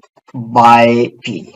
Simply you can say force on Q due to P. Force is equal to B external. So in this case, external field is due to wire P. So we can say this is BP. I is current in wire Q and L is length of wire Q. Now we need to understand how we can find out magnetic field at this point due to wire P. For any wire, if current is I in the wire and the wire is very long, we can find out magnetic field at any point. Let's say we need to find magnetic field at this point for this wire. So magnetic field simply will be equal to mu naught I divided by 2 pi times the distance between this point and the wire. So in this case, that is equal to R. Now again assume that if the distance between these two wires, let's say, is equal to R, so the magnetic field due to P at Q, this will be equal to mu naught I divided by the distance between two wires. So this is the magnetic field at Q due to P. So simply we can plug in value of this. We can say this is mu naught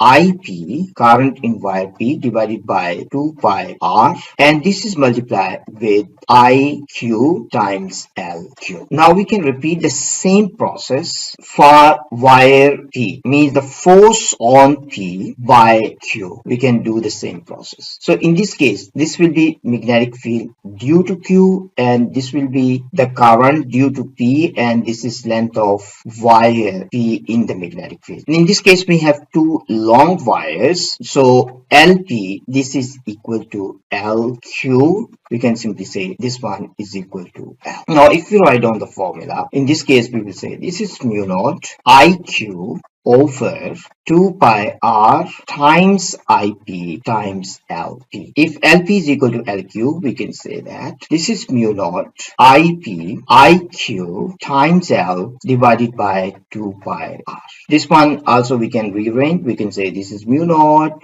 IP IQ L divided by 2 pi R. Now if you look at these two formulae, if you compare these two formulae, you will see they are the same. So these two formulae are the same. So simply we can say force on wire P and force on wire Q is the same. So first thing we can say same, or you can say equal. So the force on P due to Q and force on Q due to P, they are the same, or you can say equal. Forces are equal in magnitude. The second, you need to give a reason. So simply in this case we can say force is proportional to IP and IQ. So it's proportional to product of P and Q. So that's the reason forces are same. You can also say that by Newton's third law. You can also state this one. You can say by Newton's third law. Any 2 points you can write down. First one you have to state same or equal. Then you can say force is proportional to product of IP and IQ. So the magnitude of force is the same. Or you can say forces are same by Newton's third law. That's all what we have to write down. So this question has 2 marks. If you have written same or equal, you will get 1 mark. Then the second mark you will get if you have written F is proportional to product of IP and IQ.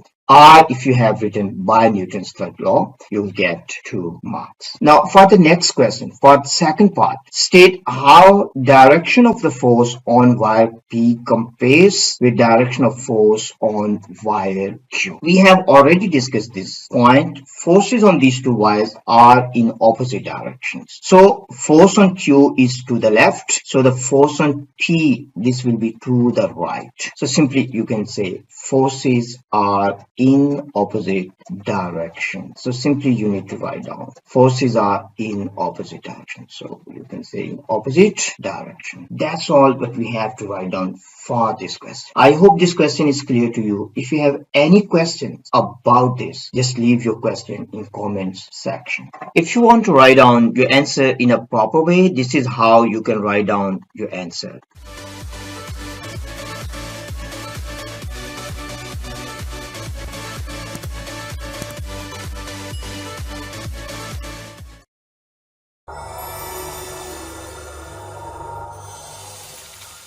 Welcome to A-Level and AP Physics. In today's lesson, we will discuss a typical type of question on quantum physics from October-November 2021 paper 4 variant 2. In this question, we will discuss what is meant by photoelectric effect, how we can define work function energy, and what is threshold frequency. Then we will talk about particle model of light, and at the end of this lesson, we will also do some calculations to calculate work function energy of calcium. For question number 9, part A, we need to state what is meant by photoelectric effect. Photo simply means light. So let me write down here. Photo simply means light. Photo is light. And electric, simply you can understand, is electricity. So photoelectric effect simply means that we can use light and we can convert light into electricity. And this phenomenon is called photoelectric effect. So simply we can say emission of electrons, photoelectrons. In this case, you can see light is coming. So light, or better way to say this one is electromagnetic radiations. So when electromagnetic radiations fall on metal surface, electrons are emitted. We call them photoelectrons because these electrons are emitted due to light. So we call them photoelectrons. And this phenomenon is called photoelectric effect. So photoelectric effect simply means that emission, electricity. We can say electricity is emission of electrons. So we can write down emission of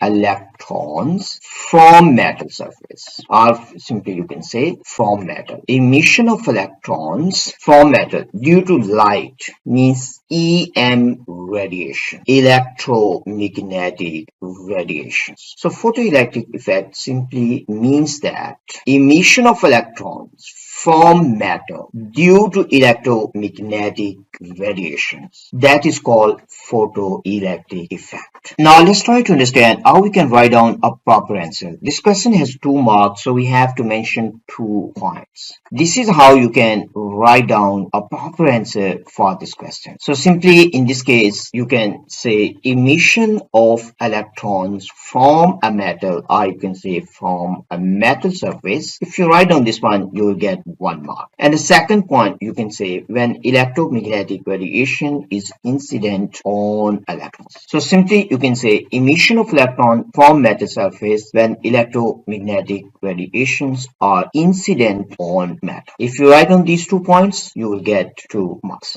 For the second part, we need to state what is meant by work function energy. This is depending on emission of electrons, means when electrons, photoelectrons are emitted and when photoelectrons are not emitted. This is condition for emission of photoelectrons. So let's try to understand photoelectrons when they are emitted, when they are not emitted. Photoelectrons. Photoelectrons are emitted, may emit it, will not be emitted. So I will simply say will not be emitted. So simply we can say not emitted. Emitted, we will say possible they will be emitted. Possible. And in this case, this is impossible. Possible is very important. Here is not possible. Electrons will be emitted, mean it is possible that electrons will be emitted if energy of coming photon, means energy of coming photon, if energy of coming photon is greater than work function of the metal. So we can say energy of incident photon, if this is greater than or equal to work function of the matter, then it is possible that electron will be emitted. So in this case, this is possible. If energy of coming photon is less than work function of the metal, electrons will not be emitted. I mean, photoelectrons will not be emitted. So work function energy, simply we can say, is the minimum energy required for an electron to leave metal surface. If the energy of the photon is less than that minimum energy required for emission of photoelectron, electron will not be emitted. If greater than or equal, there is possibility that photoelectron will be emitted. That's all what we need to say about work function energy. Now let me show you a proper answer for this question. This is how you can write down a proper answer. In this case, you have to mention minimum energy. So this is condition, so you have to say minimum energy. Minimum energy required for an electron to leave metal surface. Metal surface is also very important because we are saying minimum energy, so electron has to be emitted from the surface, and just sitting here and its kinetic energy is equal to 0. So then we can say energy of the photon is equal to work function energy. If you write on this, you will get 1 mark. Now let's try to understand photoelectric effect and work function energy with the help of this animation. In this case, you can see here electromagnetic radiation we are using in this case is UV. So this is ultraviolet, and the metal, this metal, you can see this metal is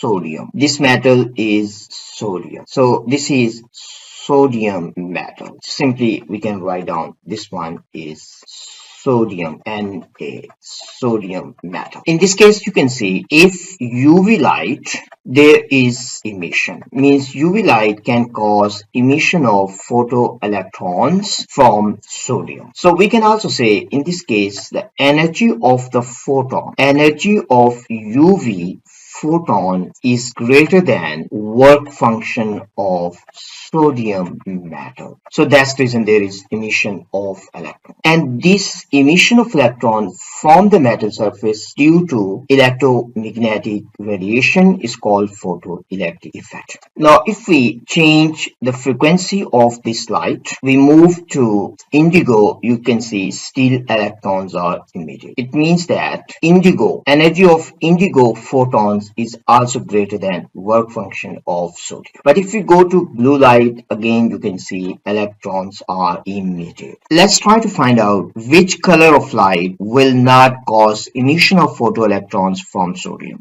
If we decrease this frequency, mean if we move to green light, in this case you can see still photoelectrons are emitted from sodium metal. If I increase intensity of green light, you will see more photons are coming. Higher intensity simply means that higher number of photons. Let's try to understand a little bit about intensity. Intensity simply equal to power over area. But power we can say this is energy over time times A. This is energy of electromagnetic radiation, but we can break down this one into energy of single photon times number of photon divided by TA. And energy of photon we can also write down is equal to HF divided by TA. Very important point, intensity and number of photons. Now let's try to understand about intensity and frequency. Now in this case, if I keep this intensity same, for example, if I keep this intensity same and I increase frequency of light, frequency of electromagnetic radiation, you will see number of photons will decrease. It simply means that if we keep intensity same and we increase the frequency, so the number of photons have to decrease, and vice versa is also true. Now in this case, if we keep intensity same but we decrease frequency, so the number of photons have to increase. So this is what you can see here. So if we keep intensity same and we decrease frequency, so the number of photons will increase.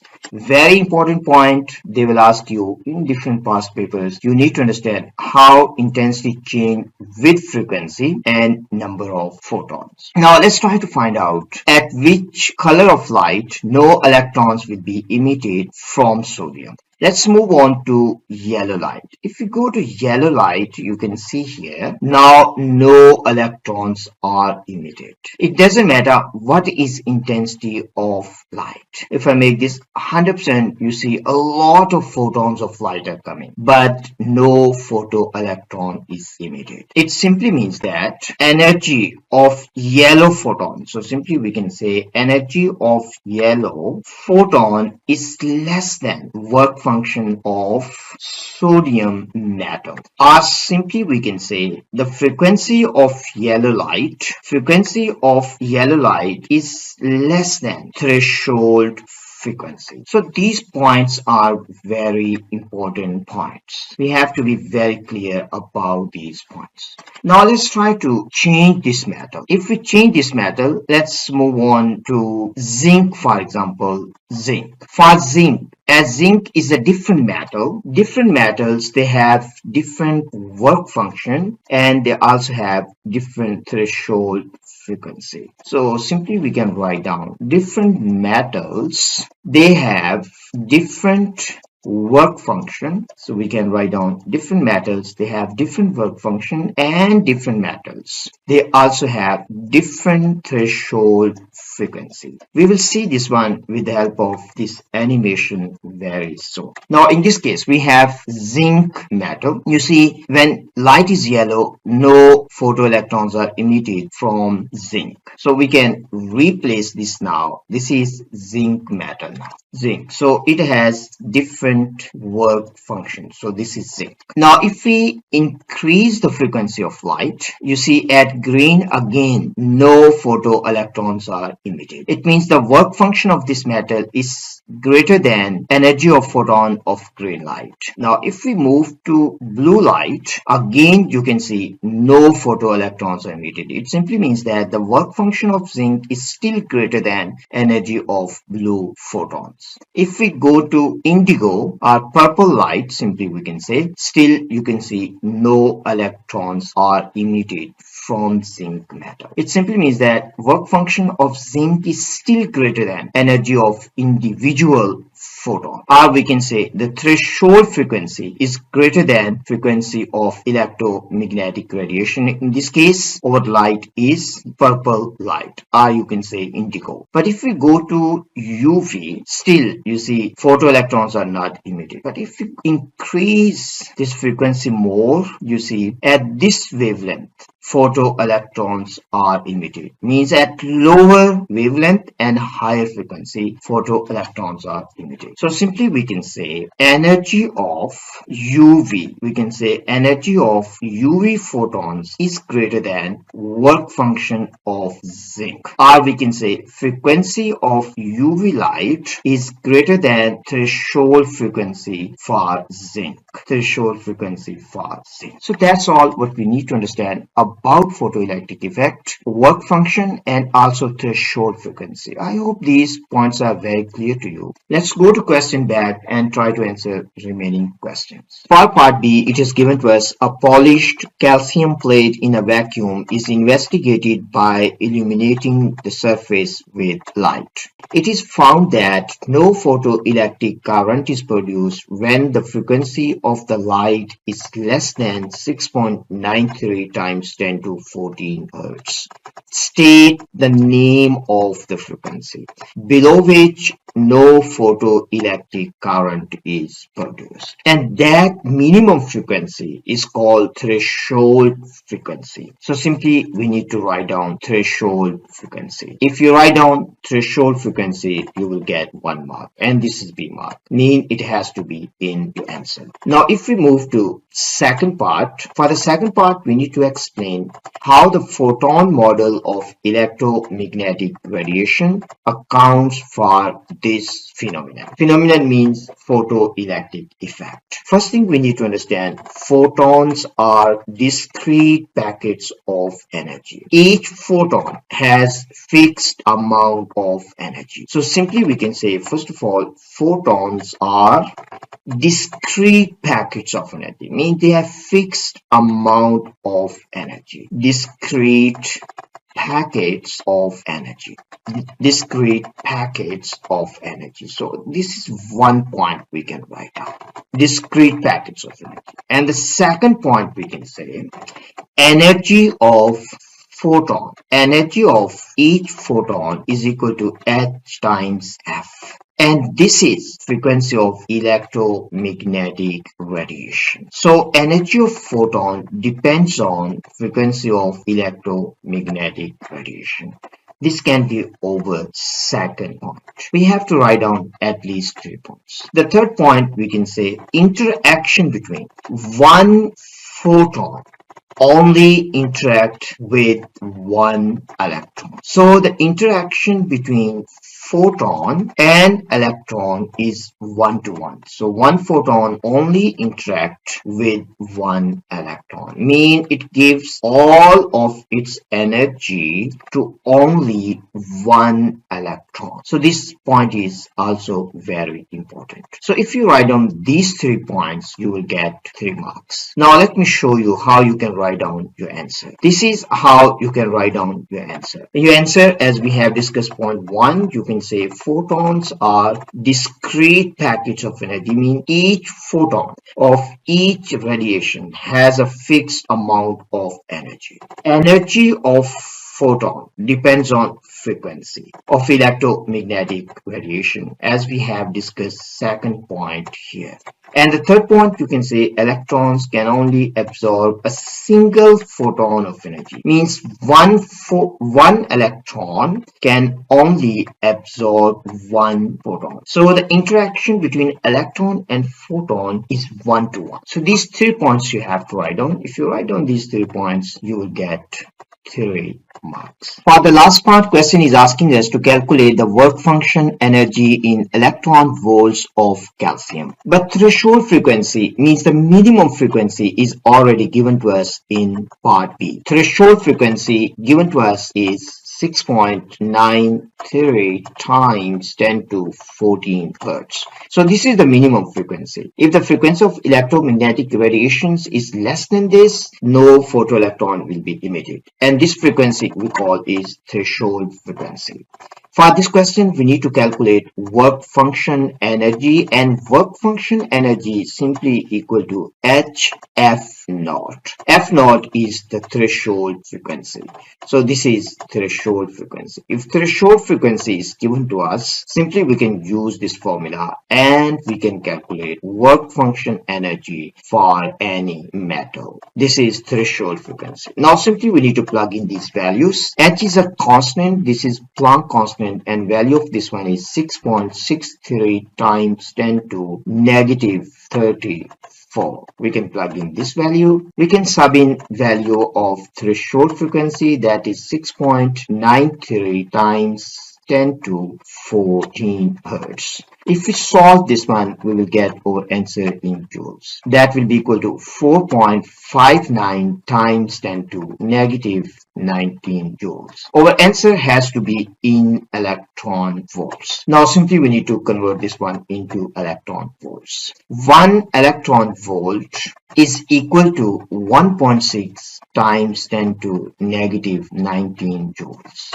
10 to negative 19 joules. Now if we simply divide this one by 1.6 times 10 to negative 19, means this is joules over electron volt. Joules over electron volt. So our final answer in this case will be equal to 2.87 electron volts. So this is our final answer. This question has 2 marks. The first mark you will get if you have plugged in these values. Means if you have done this step. If you have done this step, you will get 1 mark. C1 mark you will get. And the second mark is answer mark. If you have got the right answer, you will get second mark.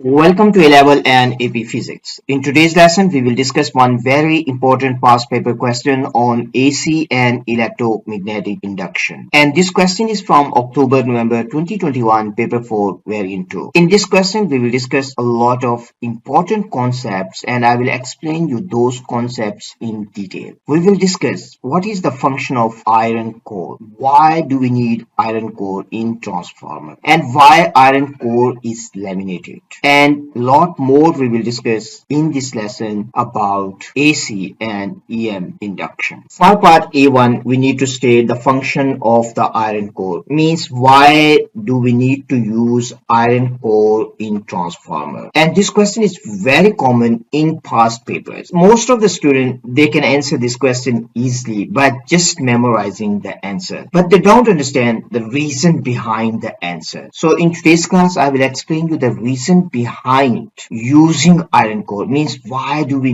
use iron core? So let's try to understand first of all some properties of iron. Iron has high permeability. High permeability means high value of mu naught. So it has high permeability. High permeability also means that low reluctance. Low reluctance. So simply we can say low reluctance. So iron has low reluctance. As iron has low reluctance, magnetic flux prefers. So you need to understand magnetic flux prefers low reluctance path. Low reluctance path. So this is the main point you need to understand. Low reluctance path. This is very similar to electrical circuits. Let's try to understand this one with the help of electrical circuit as well. Let's say we have electrical circuit and this circuit has one battery and two resistors. Imagine that the resistance of one resistor is 100 ohms and the resistance of second resistor is just 1 ohm. In this case, most of the current will pass through 1 ohm resistor. This current will be around 100 times greater than this current because current prefers low resistance path. Current prefers low resistance path, but magnetic flux prefer low reluctance path, low resistance path. So this is the main concept. You can also compare this one with electrical circuits. So magnetic flux prefers low reluctance path, and this is the main concept behind using iron core because iron core has very low reluctance. So in this case, if you look at this picture, in this case you can see we have just air. So a lot of magnetic flux is wasted. Means magnetic flux leakage. In this case, a lot of magnetic flux has been leaked. We can say magnetic flux. A very few magnetic flux pass through this secondary coil. So you can see, if you look at this secondary coil, you can see very low magnetic flux is passing through this secondary coil. So in this case, the efficiency of transformer will be very low. Efficiency will be very low. In this case, efficiency will be very low because for ideal transformer, our assumption is that for ideal transformer,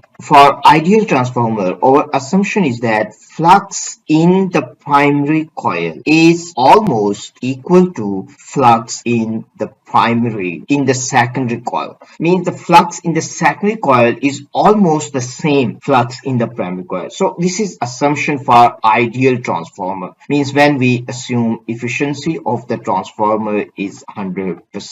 But if we don't use iron core, then flux in the primary coil and flux in the secondary coil, they will not be same. Flux in the secondary coil will be very, very low as flux in the primary coil. So efficiency of the transformer will be very low. So that's the reason we have to use iron core to increase the magnetic flux linkage between the coils. So this is the main purpose of using iron core to increase the magnetic flux linkage between the coil, or you can say magnetic flux between the coils. Now let me show you how you can write down the answer. The purpose of iron core is to increase the magnetic flux linkage between the coils. Let's try to understand a little bit more about this one, then we will go to the second part. If you look at this transformer, this is our ideal transformer, and this transformer has iron core. Here is the primary coil. So the first one, this is the primary coil. This is connected with alternating power supply. So this is primary coil, and here you can imagine this one is the secondary coil. So this one is secondary coil. So we can can say Vs. So this is our secondary coil.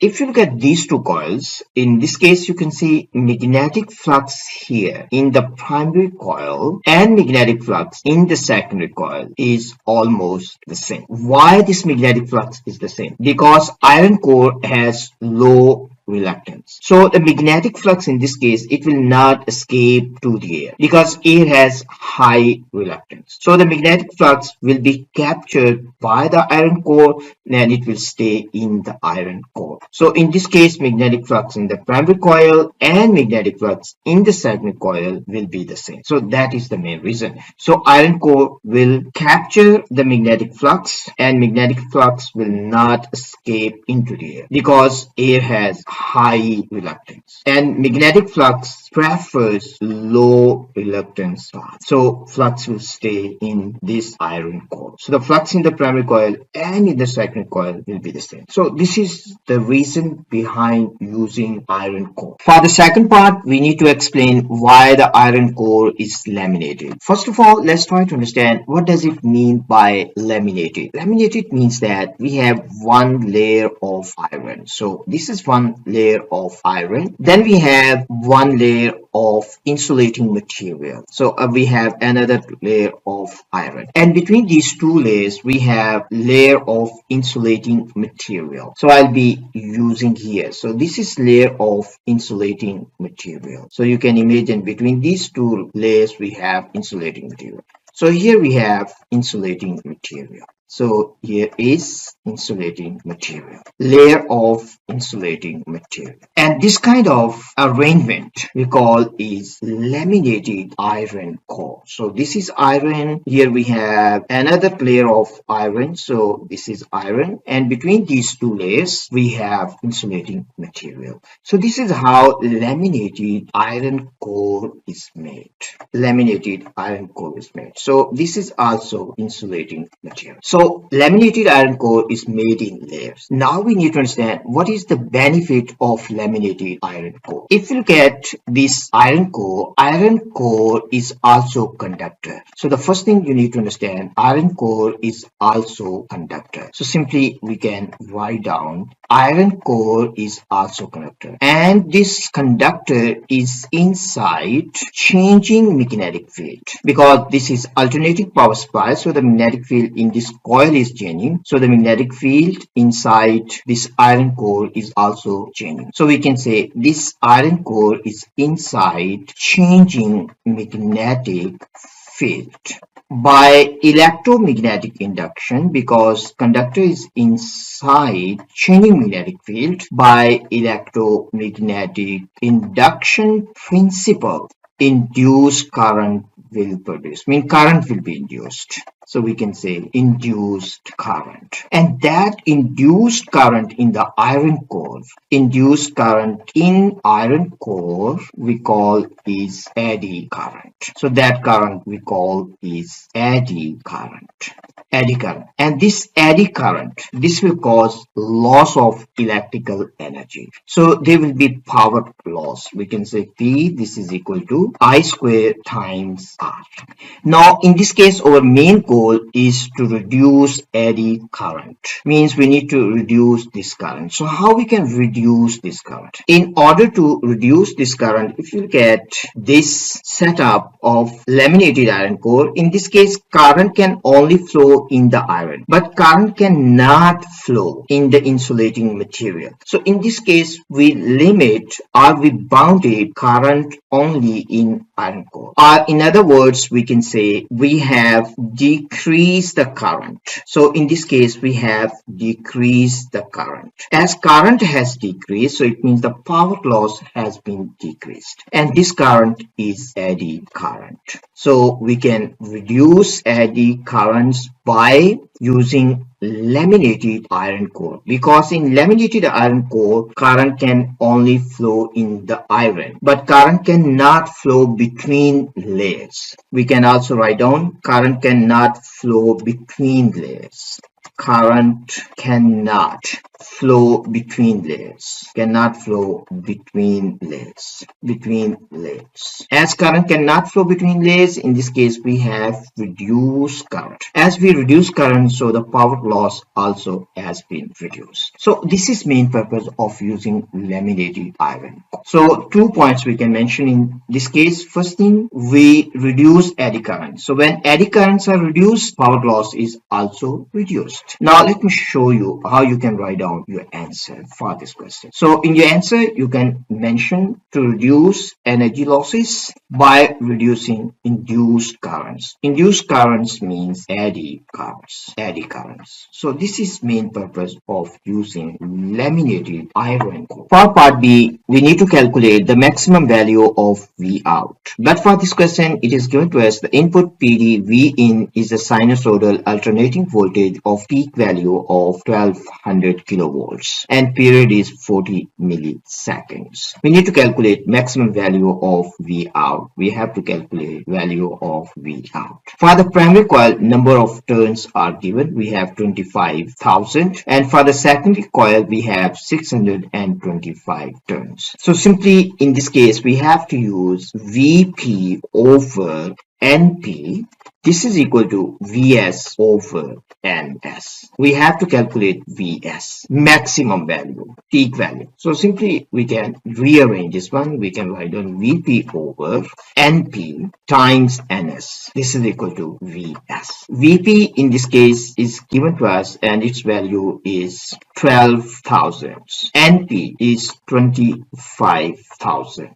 We have to multiply this one with number of turns on secondary coil, that is 625. If we simplify this one, our final answer will be 300 volts, and this is the maximum value of V out. So simply we can write down this is 300 volts, and this is our answer. This question has only 1 mark. If you have got the right answer, you will get this mark. So one thing you need to understand, if Vp, very important point, so let me highlight here.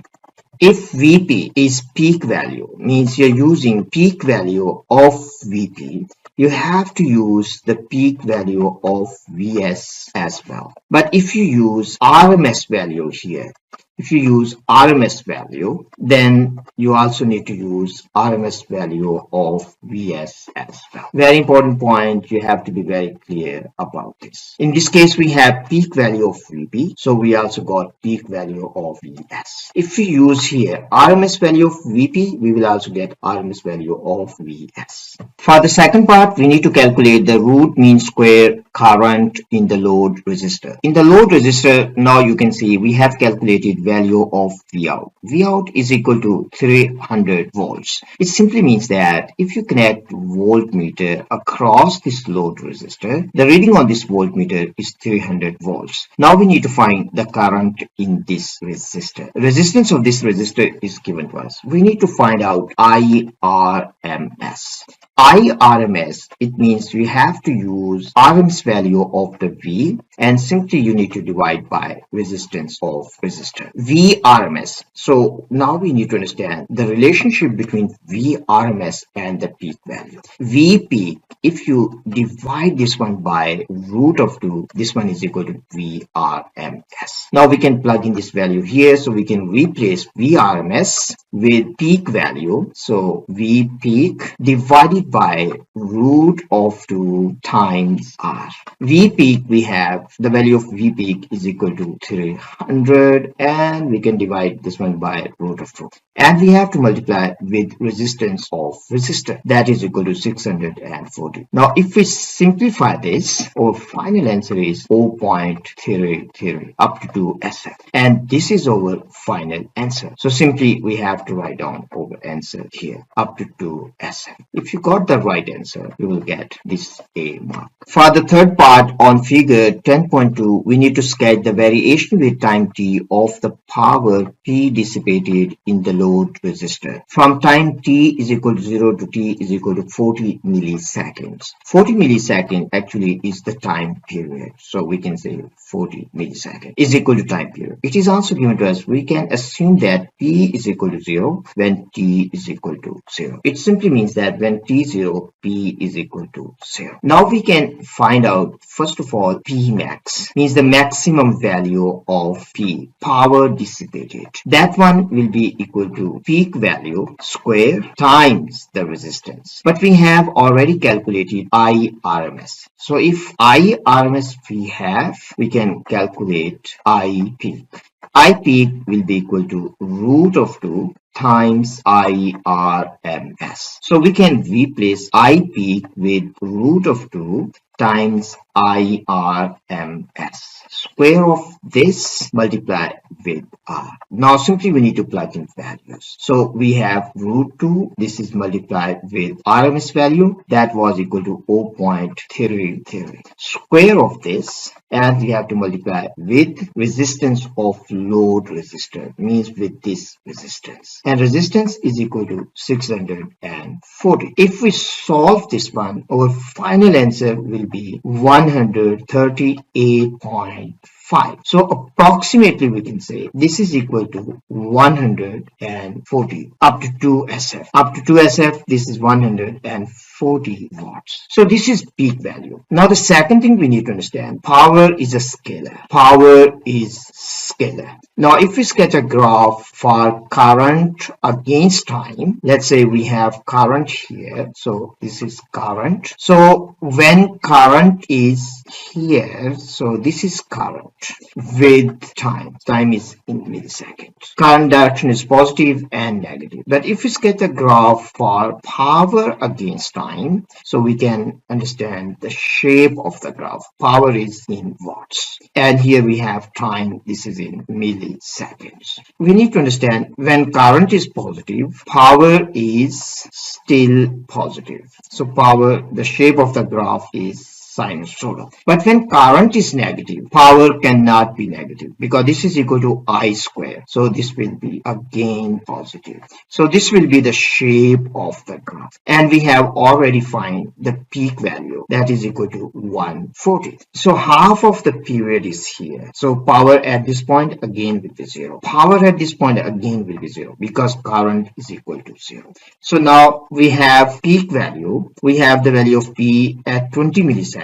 We have value of P at 40 milliseconds, and we have value of P at 0. And we also understand this will follow sinusoidal curve because current is following sinusoidal, so power will also follow sinusoidal curve. Based on this one, we can sketch our graph. So this is how you can sketch. And so this is shape of the graph. So the peak value, this is important point. This has 1 mark. Peak value is equal to 140 watts. So this is how you need to sketch. If you sketch like this, you will get 3 marks. This question has 3 marks. For part C, we need to explain with reference to figure 10.2, and this is our figure 10.2. So this is figure 10.2. We need to explain why the mean power in the load resistor is 70 watts. If you look at mean power and the peak power, we can find the relationship between these two. Mean power is equal to half of the peak power. So we can say peak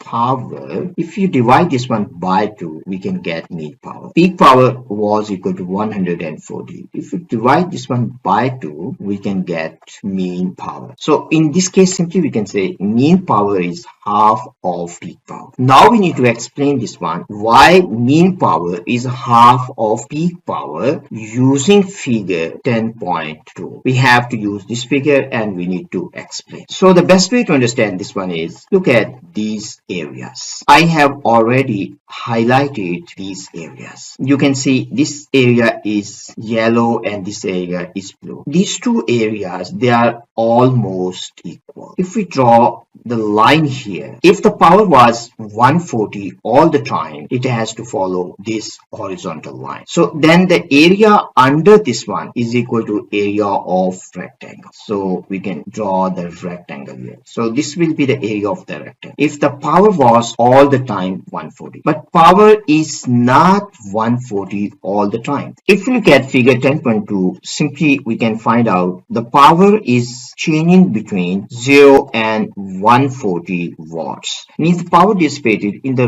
load resistor is changing from 0 to 140 watts. Now if we look at areas, yellow area and the blue area, we can see that these two areas means the blue area, this is equal to yellow area. If power was 140 all the time, then the area has to be equal to area under that horizontal line has to be equal to area colored blue plus area colored yellow. So then we can say the mean power is equal to 140. But in this case now, blue area is equal to yellow area, so the mean power is equal to 70 watt. Or simply we can say why blue area is equal to yellow area. The reason is because the power curve is symmetrical. So we can say power curve is symmetrical. That's reason these two areas are equal. And the mean power dissipated is equal to 70 watts. So this is the point we have to write down in our answer. So let me show you how you can write down your answer. This is how you can write down your answer. If you write down these 2 points, you will get 2 marks. Power curve is symmetrical about the midpoint on the power axis. So it is symmetrical. So you can see it is symmetrical. And mean power is half of the P power. If you write down these 2 points, you will get 2 marks.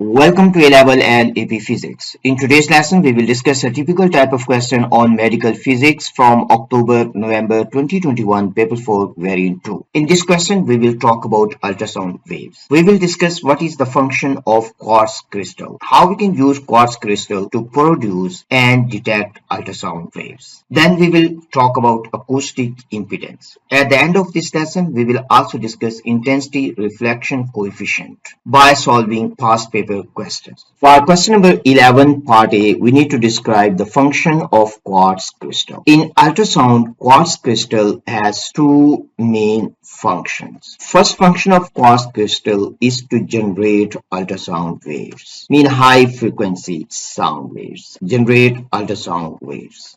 This is first function of quartz crystal in ultrasound, to generate ultrasound. And second main function of quartz crystal is to detect ultrasound waves coming back from the body, detect ultrasound waves. So these are 2 main functions of quartz crystal, ultrasound waves. Generate ultrasound waves. How it can generate ultrasound waves? In order to generate ultrasound waves from quartz crystal, we have to apply alternating voltage across crystal. So we can say apply alternating. So simply we can write down apply alternating voltage across crystal. So if we apply alternating voltage across crystal, crystal will be compressed and crystal will be stretched. So we can say crystal will be compressed and stretched. By compression and by stretching, vibrations will be produced. Means the crystal will simply vibrate. When crystal will vibrate, ultrasound waves will be produced. So ultrasound waves will produce. So this is how we can generate ultrasound waves using quartz crystal. You can look at this setup. So this is our quartz crystal and we have applied voltage across this one. So we have applied alternating voltage across this. So when we apply voltage across this one, this crystal will vibrate and ultrasound waves will be generated. The second thing we need to understand how we can detect ultrasound waves. When ultrasound waves are incident on quartz crystal, means waves are coming back from the body, ultrasound waves incident on crystal. waves incident on crystal. So we can write down when waves are incident on crystal, crystal will deform. So we will write on here, crystal will deform. When crystal will deform, voltage will be induced. We can say induced voltage in the crystal, and that voltage can be used to detect ultrasound waves. So this is how we can generate ultrasounds using quartz crystal, and also we can detect ultrasound. So in ultrasound, same crystal is used to generate and to detect ultrasound waves. Now let me show you how we can write down the answer. Before I explain you how we can write down the answer, you can look at these two setups. The first one is telling you how to produce ultrasound waves. So in this case, ultrasound waves will be produced. So this is used to produce ultrasound waves. And the second one, this second figure,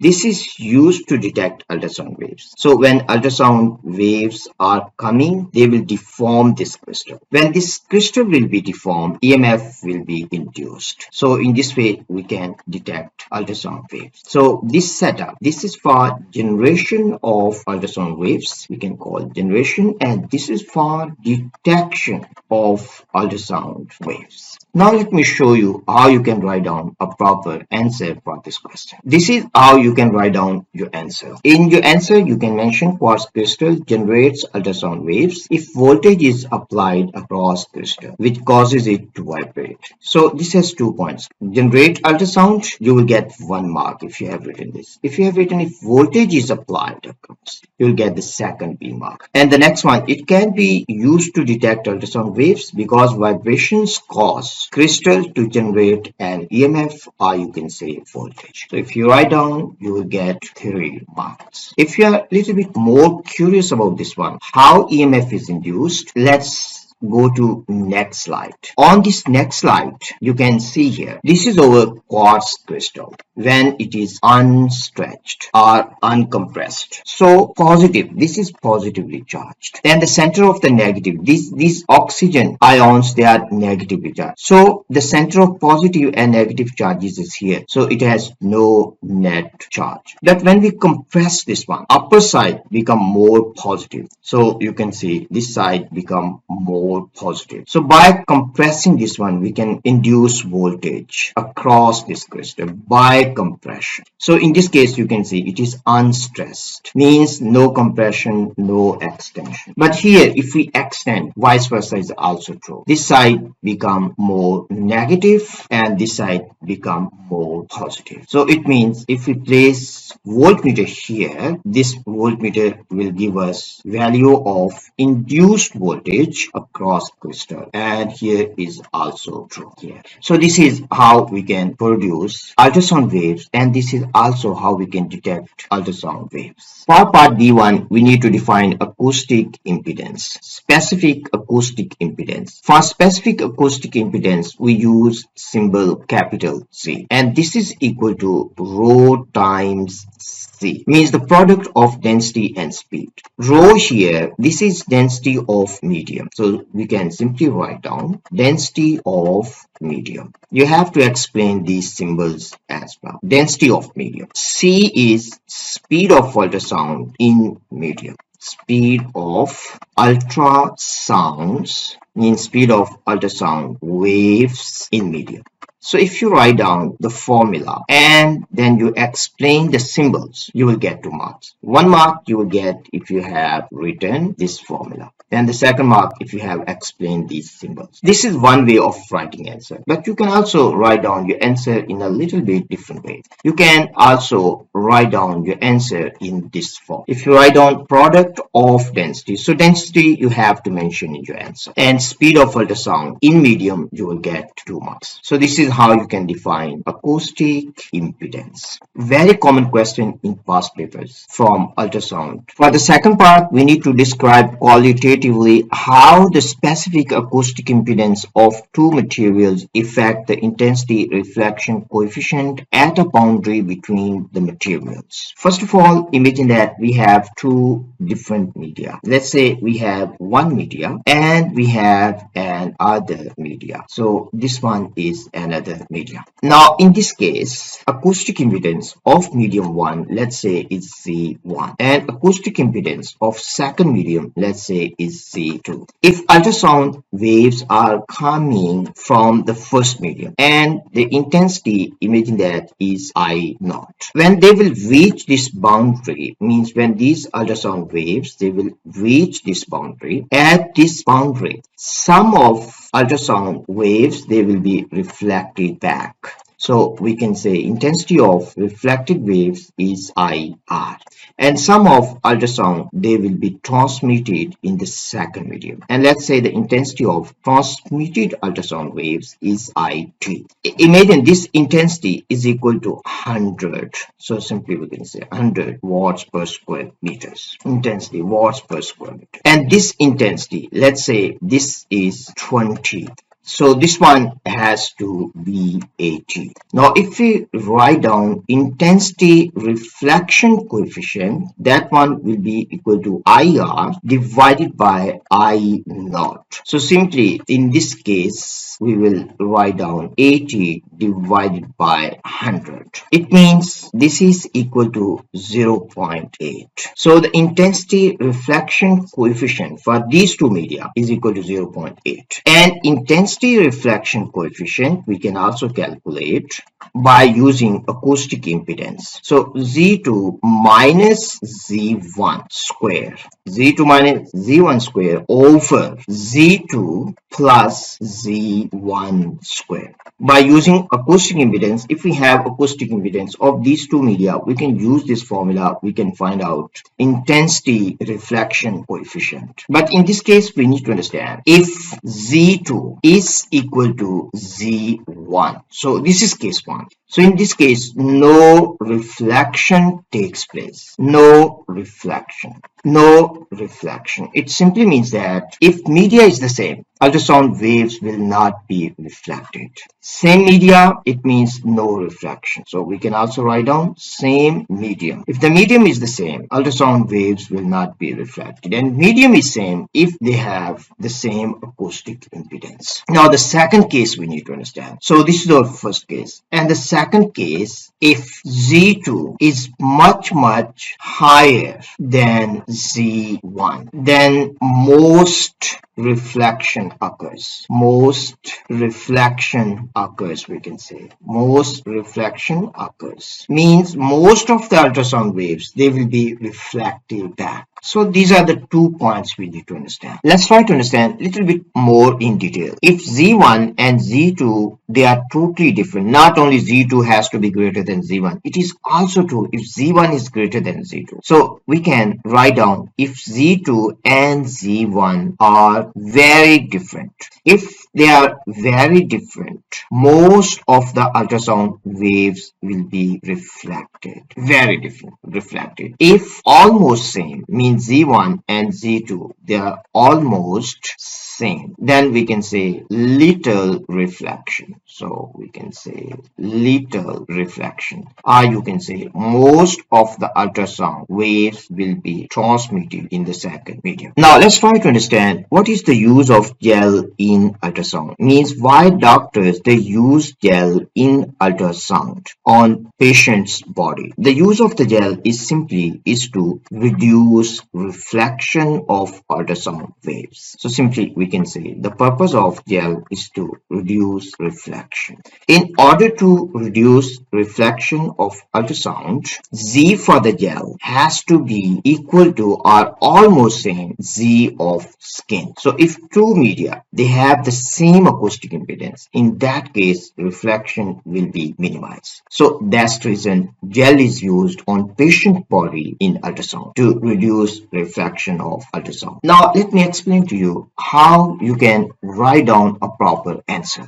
In order to write down answer for this question, you can mention these 2 points. The first point you can say, if the difference between the specific acoustic impedance is 0, then reflection coefficient is equal to 0. We can also write down this one in formula form, means IR over I naught. This is equal to Z2 minus Z1 square divided by Z2 minus Z1 square. This is plus. So IR, we can write down case 1. IR is equal to 0 if Z2 is equal to Z1. For the second case, we can write down IR is about equal to I naught if Z1 or Z2 is much greater than Z1, or you can say if Z1 is much greater than Z2. So these are two cases. If very different as in the second case, then reflection coefficient is 1, means IR is equal to I naught. So if IR is equal to I naught, we will get 1. So it means 100% reflection. So 100% reflection in second case. So simply you have to write down these 2 points, and this question is also very common in past papers. Try to understand these points about ultrasound. If you have understanding of these concepts about ultrasound, it means you have clear understanding of this topic.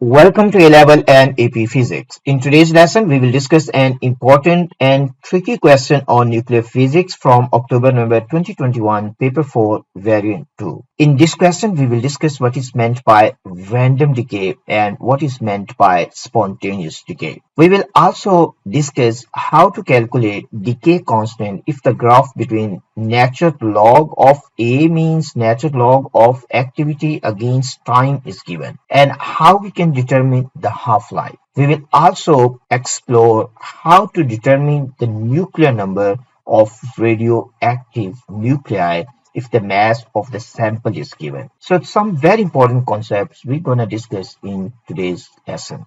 For part A, it is given to us radioactive decay is random and spontaneous. Question is asking us to state what is meant by random and what is meant by spontaneous. This is very common type of question, and you will see this one in many past papers. So you need to be very clear what is meant by random, mean how to state what is meant by random and how to state what is meant by spontaneous. Let's try to understand first of all what is meant by random. If we look at this sample, we have many nuclei in this sample. A random simply means that we cannot predict which nuclei will decay next and when it will decay. So that is simply what is meant by random. So random, I can say it is difficult to predict which nuclei will decay next and when it will decay. So which and when, it cannot be predicted. But each nucleus has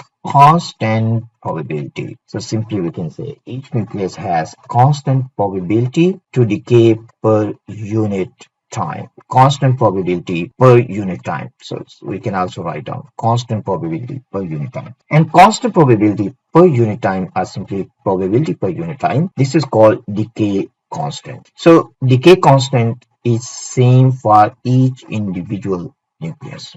Let's try to understand spontaneous. Spontaneous simply means that nuclear decay, it does not depend on external factors. Means it does not depend on temperature, it does not depend on pressure. For example, if you look at chemical reaction, we can increase the rate of chemical reactions or we can decrease by changing external factors. But nuclear reaction means the nuclear decay, rate of nuclear decay cannot be increased or decreased by changing temperature or by changing other factors such as pressure. So that is what is meant by spontaneous. Now let me explain to you how we can write down the answer for this part. This is how you need to write down answer. So as you can see here, I have written here, it is not possible to predict when an individual nucleus will decay and constant probability of decay of an individual nucleus per unit time. For spontaneous decay, simply you can say radioactive decay is independent of external factors such as temperature, pressure, and neighboring nuclei as well. Means if one nucleus is here, for example, it does not depend on the neighboring nucleus. It doesn't matter wherever it is in the sample, it will decay when its time to decay will come. So this is what is meant by spontaneous.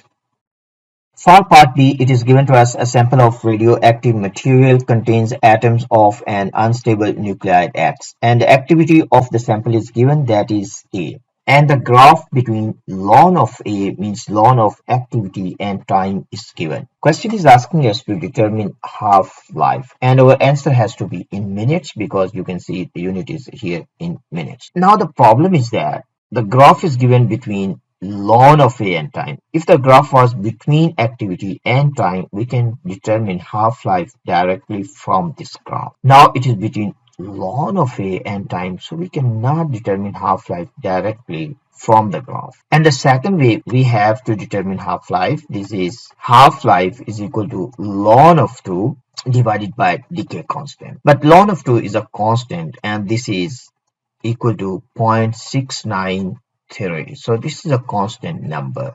So, and this is divided by lambda. Now, if we can get value of lambda from the graph, then we can determine the half-life. So let's try to figure out how we can determine decay constant from this graph. You can see here we have activity on y-axis and time on x-axis. So we can start from here. The activity as a function of time, we can say A is equal to A naught e to the power of negative lambda t. If we take ln on both sides, means natural log on both sides, we can simply say this is ln of A naught plus ln of e to the power of negative lambda t. Ln of e is equal to 1, so ln of e is equal to 1. So this is one point you need to understand. So simply we can say ln of A, this is equal to ln of A naught minus lambda t. Now simply we need to compare this one with straight line equation to determine value of lambda. First of all, let's try to rewrite this one in a little bit different form, so it will be easy for us to compare this with straight line equation. So simply I can write down in this form. Now let's write down straight line equation. Y is equal to mx plus c. Now in this case, simply you can see ln of A, this is equal to y, and m is equal to negative of lambda, and the y-intercept is equal to ln of A naught. We need to find lambda, so we can write down the gradient, means m is the gradient.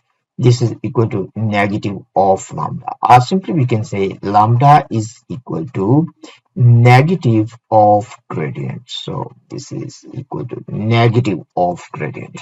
So here we can say lambda is equal to, we can take these 2 points, one this point and one this one, and this point the value is 36.4 and this is 35. So simply we can write down lambda is equal to 36.4, 35.0 divided by 20 minus 0, and we can find out value of lambda.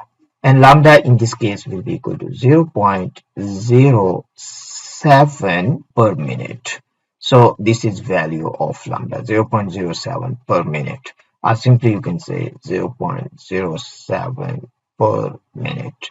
So let me rewrite. This is 0.07 per minute. Now we have value of lambda, so half-life simply we can write down T half-life, this will be equal to ln of 2 divided by lambda. Now simply we need to plug in values. Ln of 2 is equal to 0.693 divided by 0.07, and we can get the value of half-life. So I will be writing here half-life. If we solve this one, we will get answer here, and that answer I'm writing here.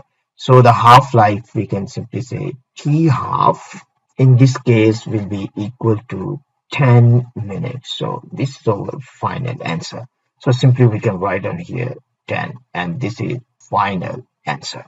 This question has 2 marks. The first mark is if you have written this point, and this is C1 mark, you will get first mark. And the second mark is if you have got the right value of lambda, you will get second mark. And the third mark is answer mark. If you have got the right answer, you will get third mark.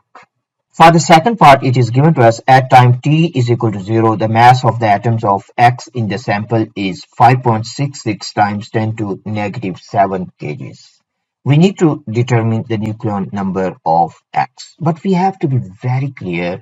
This is the mass of X at time t is equal to 0.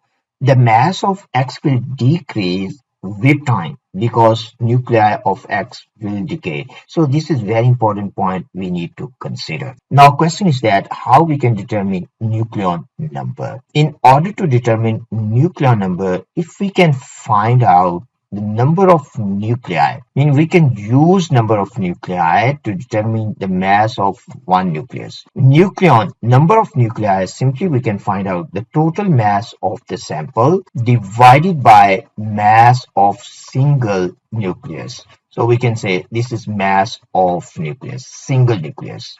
Capital M is the mass of sample. And this one we can also write down. We can mass of one nucleus, we can say its mass number, or we can say nucleon number times U. Now if we have N, then we can find out A. So the question is asking us to find A. So now let's try to find out, first of all, N means the number of nuclei. In order to find number of nuclei, we can use A is equal to lambda N. And lambda we have already calculated. Now N we can calculate if we have value of A. And this has to be A initial. So this will be N initial number of nuclei. But in the question, means from the graph, we can find out that ln of A naught, from here we can find out that is equal to 36.4. We need A naught from here. So if we raise this to the power of E, we can say this is E to the power of ln A naught. So this also has to be E to the power of 36.4.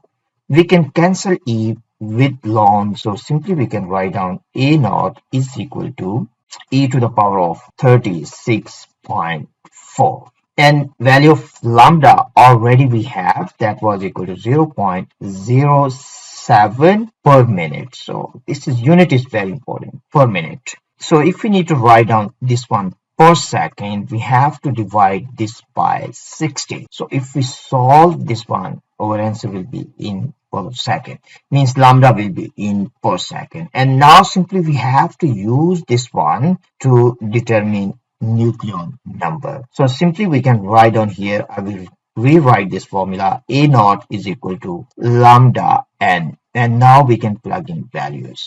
So A naught is E to the power of 36.4 and lambda is equal to 0.07 divided by 60. And then we have N is M. This is M, so I can write down here, this is capital M divided by A times U. We can also plug in values of M, so this is 0.07 divided by 60. And the mass of the sample is 5.66 times 10 to negative 7. And this is divided by A, this is what we need to find out.